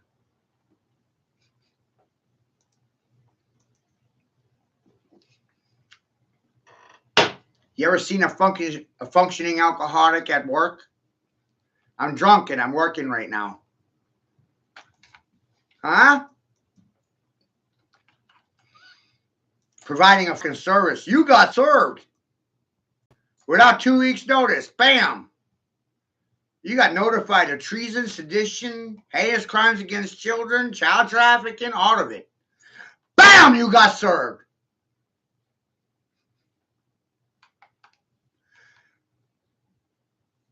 And I'll never hear back from you?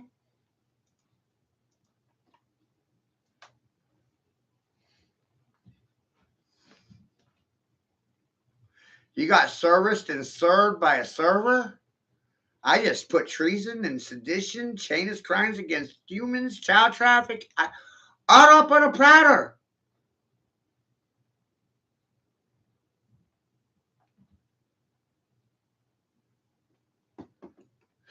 And I bitch slapped you in the face with it for free.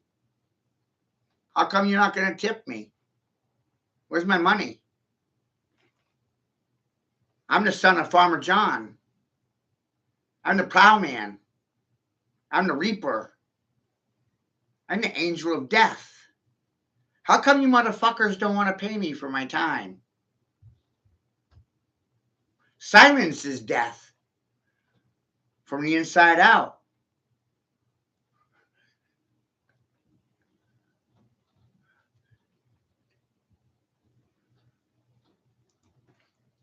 Yeah, they fucking raped my children. What's the price tag for that? I can't figure one out. No one else can either. What's the tit for tat on that? Kidnapping a man's son, vaccinating him, stealing him. Well, what's the price tag for it? Stealing children? Because you never got permission. You never got consent. What made your feelings more valid than mine? Your degree?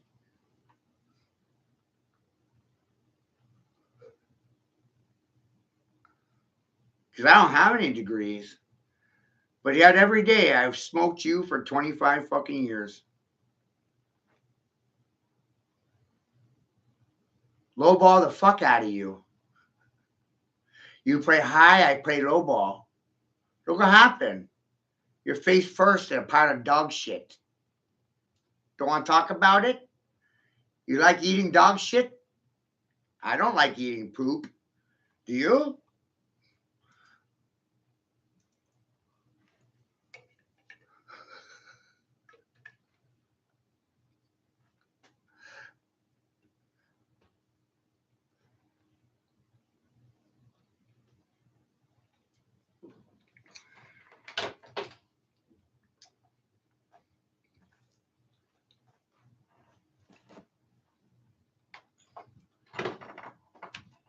Do you think it's fun for me to sit in this chair telling you that your doctors are cancer? They murder your children for a commission? Turn your children into fucking drug addicts, junkies, and fiends, turning tricks on street corners for pills popping? Is that popping for you? Children like pill popping because of doctors, right?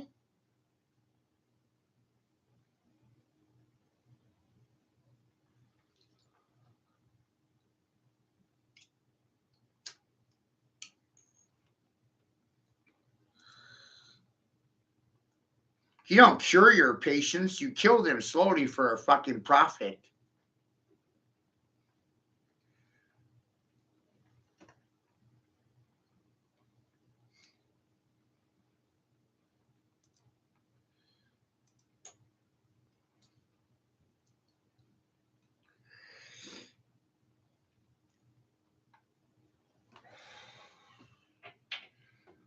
America is a farm being farmed by the pharmaceutical industry, and the two parties don't want to talk about it quite clearly.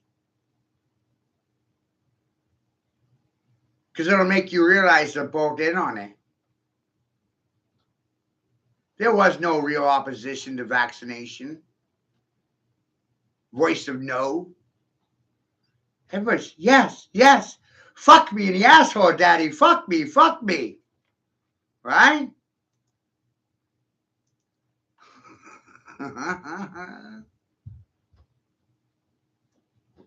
Fuck me harder.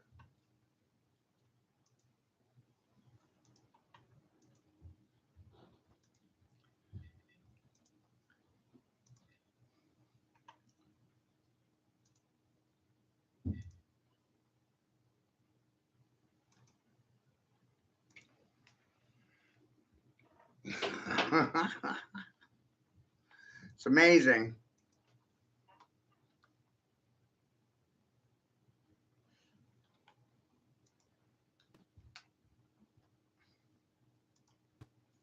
Dava, this is 5 years ago. 5 years ago, no one had a goddamn thing to say about it. And I bet you $1 they don't have a thing to say today. 5 years ago. These are the things that I was discussing, but no one wanted to talk about it. Well, if we established our own currency, our own money, and we're the ones dictating terms and value, which is what happens over here at my little store. Who decides the value of stuff? I do. Who's selling stuff? Me. Who's trading the stuff? Me. Buy, sell, swap, trade, me. It's all me. But still, the people around me found this to be a valuable service. Way to bypass currency in a corrupt system. Money controls people and dictates the economy. But I'm a dumb nigger that knows nothing about it, right, Dava?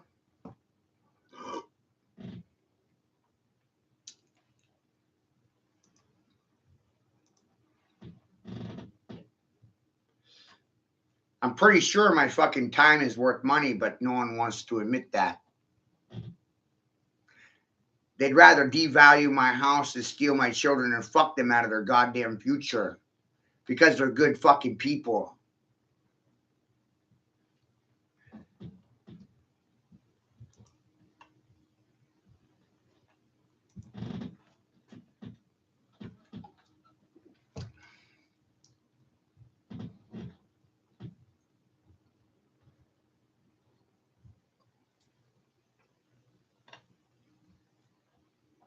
fucking crazy.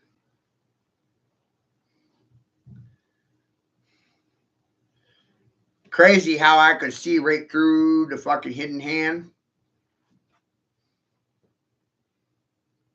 Fucking crazy. It's a cult. Hidden hand. Best put my hand in my sleeve like this and hide my hand so it's hidden.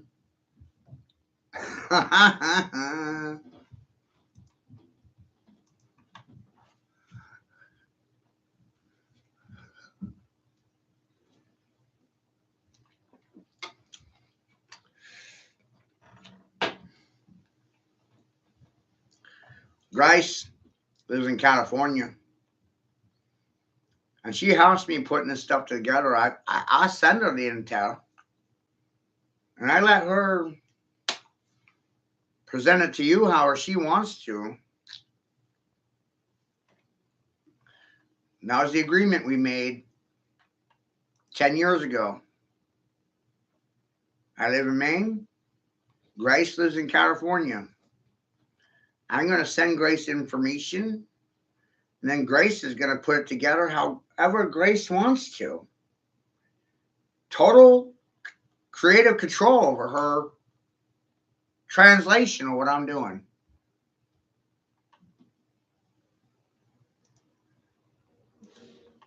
She's having a hard time out there in California. I won't lie to you. She's getting a lot of heat. A lot of heat. She's gotten jumped a couple of times. Beat down. She's a 55-year-old retired lady that worked for social services. She's not stupid. Not stupid. And you good people have called me fucking stupid my entire life. So you can imagine how fucking pissed I am. You like my fucking chaos now, motherfuckers? Because I'm in control of it. That should scare you. I finance it too. With my own money.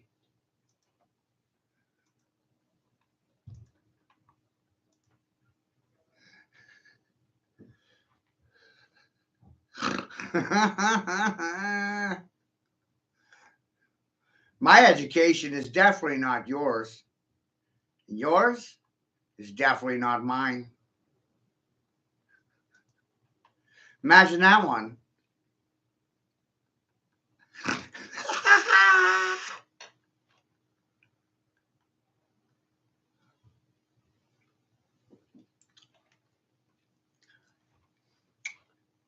Got real problems, don't we?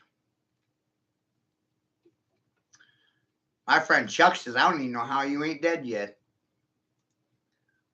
Huh? How the fuck you ain't dead yet?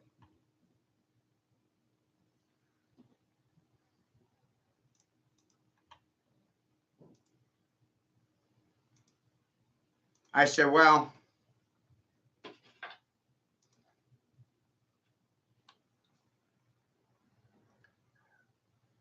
there's several reasons why. Number one is you can't take me seriously at all in regards to anything that comes out of my mouth. For me, that's hilarious. You don't value it or find it to be important in any way, shape, or form. And you can't accredit it or give me recognition for it because of lack of accreditation. I don't have a degree. And you think your degrees make you fucking smarter than me? And that's the biggest mistake of your fucking life right there. Yeah.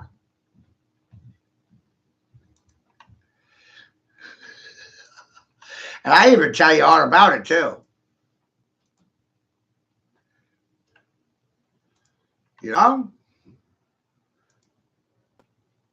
But hey, it's not my fault they don't believe me.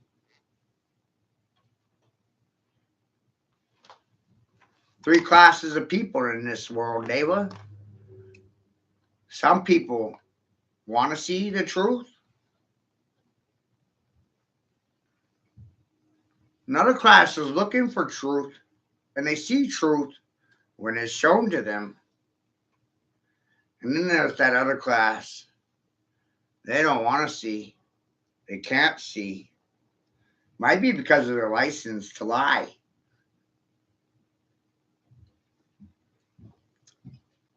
How about that?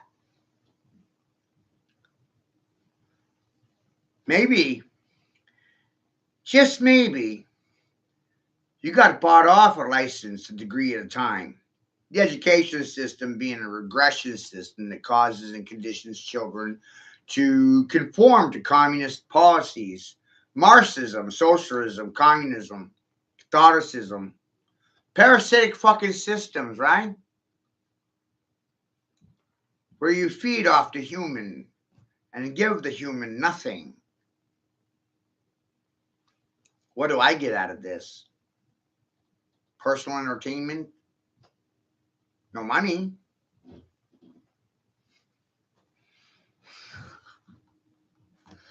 Where's my money? Start sounding like them and they get all offended. Where's my fucking money? I want my money.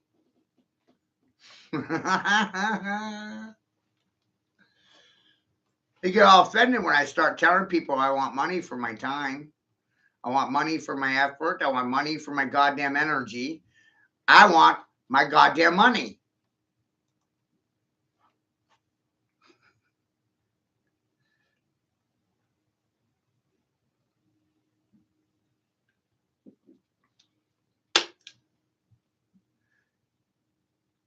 Give me what I want and I'll fucking go away. And what do I want? My money!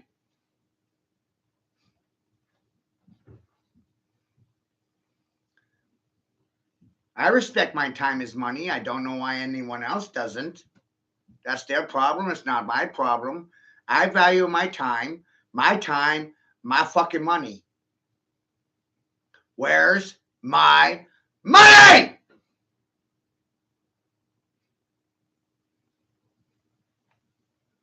Isn't that funny, Dava?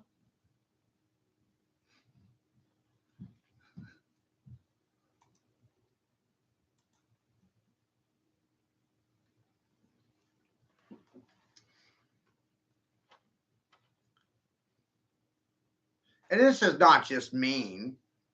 This whole thing could be collaborated and say, hey, this is a state of the world. This is the world you live in, children. Change the state name to another state. It wouldn't matter. Ohio, Maine, Massachusetts, Minnesota, Ohio, California. At some point, you have to realize it's fucking international.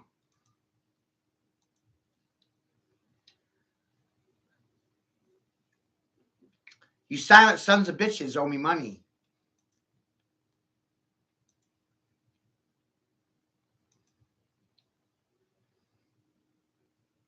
You already raped and fucked my children.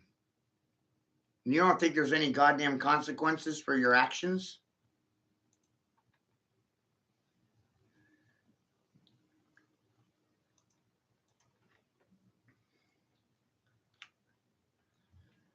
You judged me.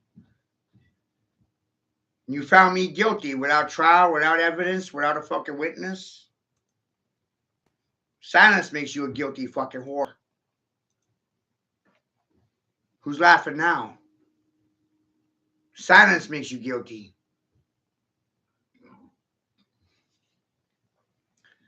And the way I'm speaking, I'm addressing the boomers, my elders that supposedly know better than me.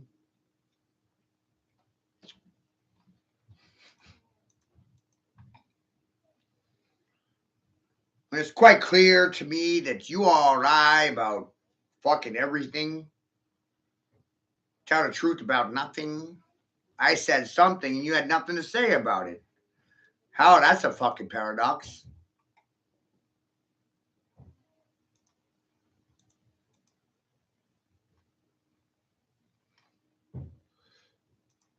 To me, that's fucking insanity.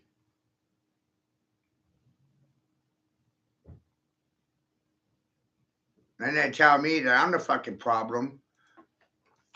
No, silence makes you the problem. I'm not the problem because I'm the loudest person I know. So I can't possibly be the problem. Because I don't know anyone louder than me.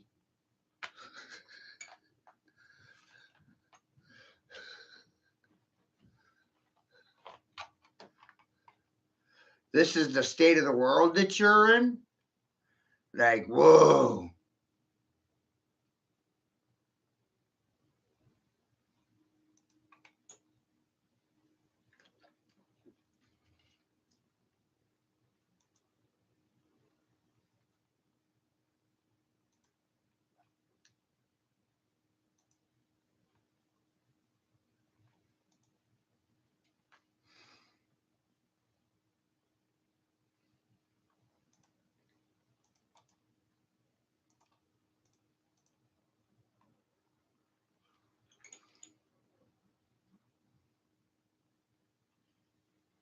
The shit's wild, folks.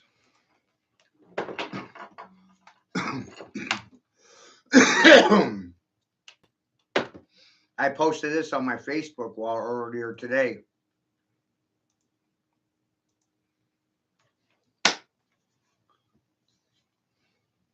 Some of the shit you're about to see is going to really rock and blow your mind. Shout out to Universal 9 Vibes. Much love to you peeps. This picture is worth 1,000 words to me, a bazillion words.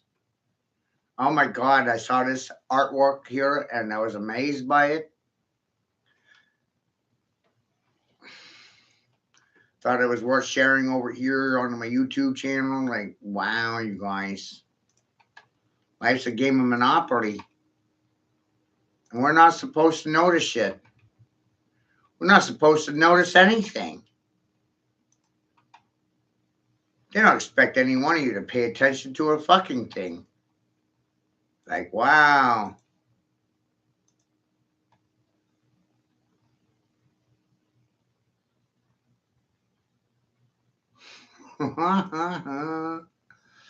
Life's a game of Monopoly, yo. And the funny part about it is when I tell the truth about these things, the only thing they want to do is call me a liar. Isn't that fucking funny? The truth is a lie. Lies are true. Bad people are good. Good people are bad. All you need is a publicist in your life to change everything. Like, fuck. I wish I'd known this years ago. Hey, everybody, you know a good publicist? I'm hiring.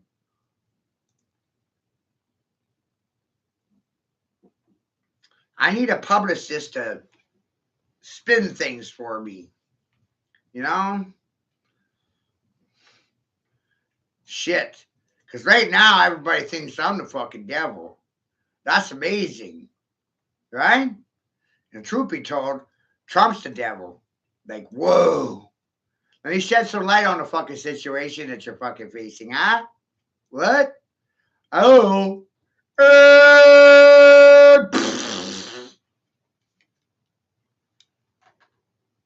Thank God for homeschooling, right, children?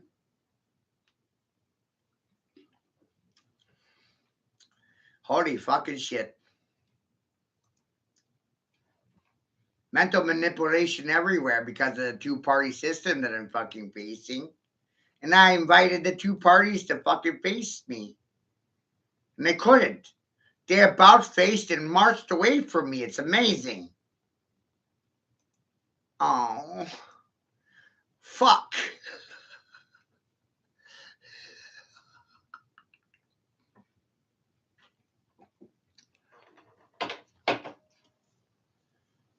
Three hours and no one said no to anything I said to them. And I'm going to let you in on a secret. I rule Maine without anyone's permission. Call your mother and ask her about it. I bet she wants to fuck me. Mm-hmm. Yep.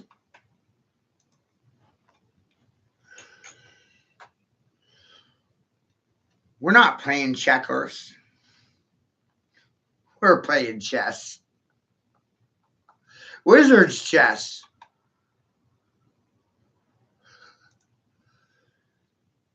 If you don't know what a Ponzi scheme is, then you might be a pawn in a Ponzi scheme. In reality, like, whoa.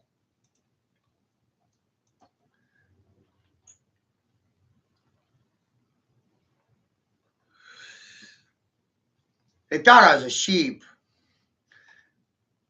but in reality, I was the goat.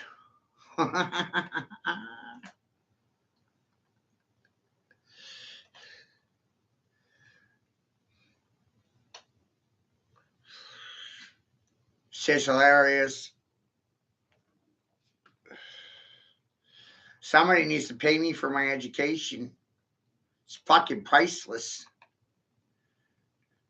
Call the Federal Treasury, call the Reserve, call Peter Pence, call the biggest bankers in the world. Y'all owe me money.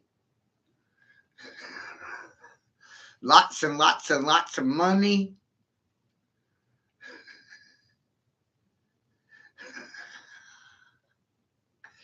Do you like my honey pot? Do you like my honey hole?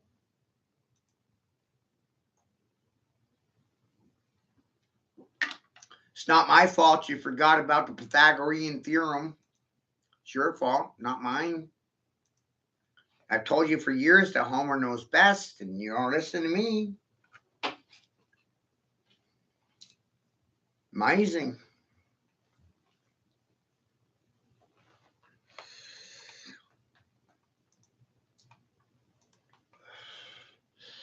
I don't even have to go looking anymore. It's like the facts just present themselves to me, and I'm not even seeking them. It's like they're looking for me. Uh-huh. Yep.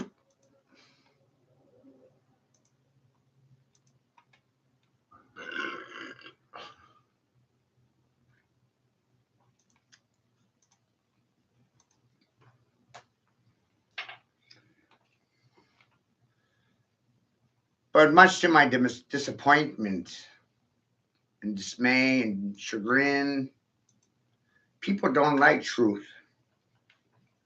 They like lies.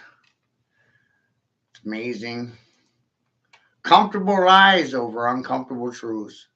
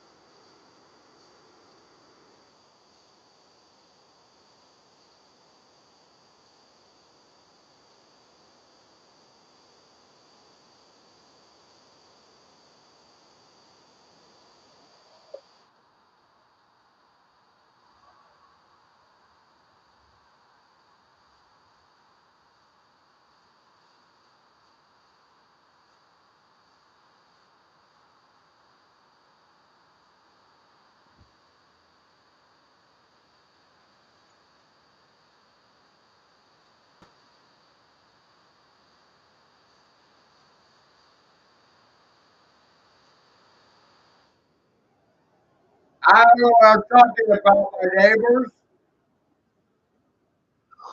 I need you all to be my fucking gatekeepers.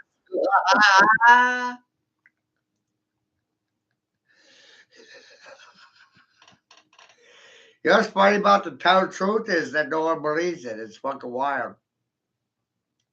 It's like the wildest thing to know. You don't believe the truth. You pay for liars to lie to you. It's fucking wild.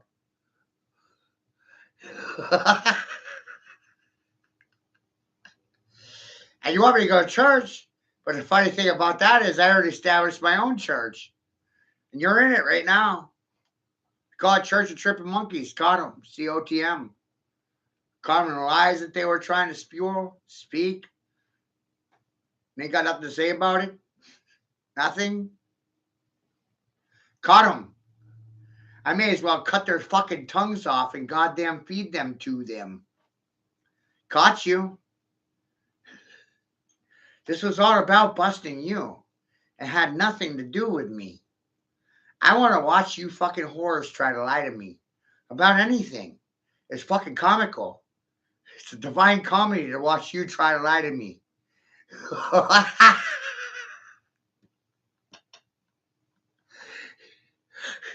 It just hasn't registered yet. It's amazing. They're stuck in this little box, and it's black or it's white. And they're going to be red or blue about the situation they're fucking facing.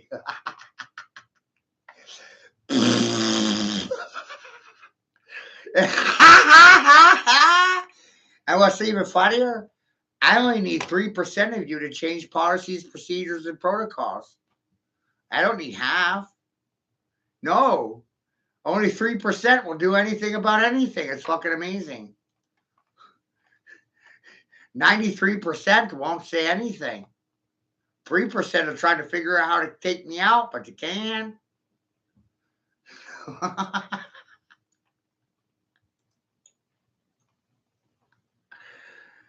Right? That's 96%. And remember, at 11 years of age, I tested in a 97th percentile for comprehension of English and the language of it. Like, wow. 80% of you are illiterate. That's fucking amazing. That means 93% of you won't do fucking anything about anything that comes out of my mouth. So I can just say whatever I want to.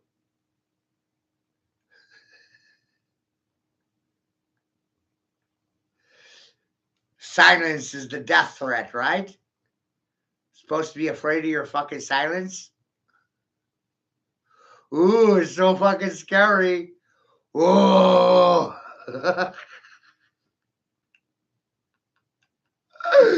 Wow.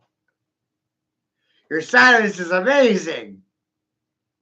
Allows me to do things without your permission or your consent. You're going to sit silent anyway. So it doesn't really matter, does it?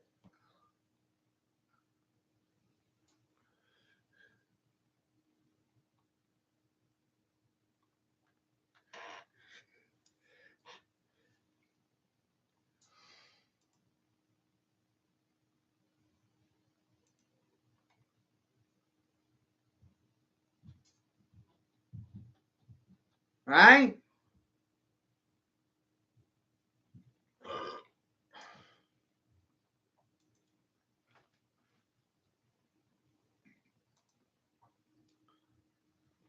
Think about it. They're so shell-shocked by the fucking news of it all.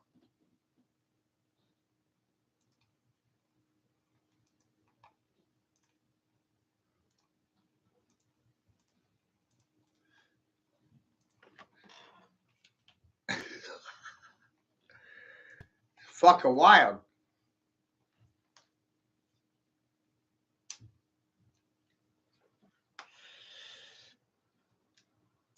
I'm an analog dinosaur. You went digital. And I'm still fucking analog. Who's smarter?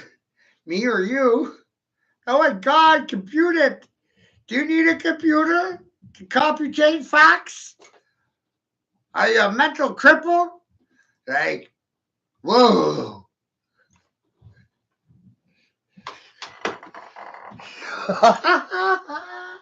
My English teachers are laughing. They didn't think I paid attention to anything.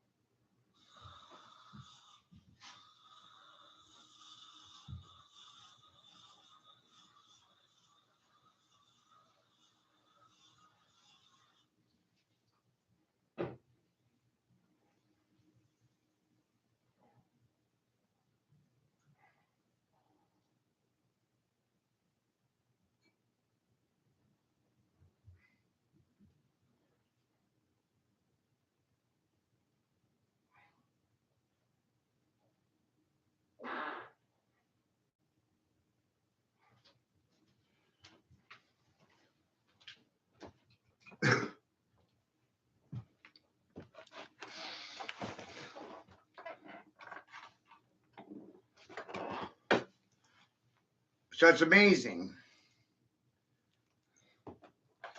It's amazing for me to comprehend that international corporations garnered more rights than the living indigenous people to this landmass. Right? Like, how did Bill Gates wind up being the largest farmer in America? Part owner of McDonald's, Coca-Cola, potatoes, blah, blah, blah.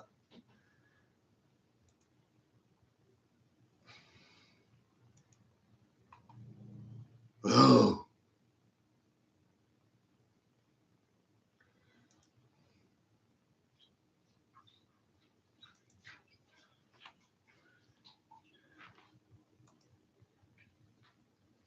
I'm frankly concerned with your lack of give a fuck.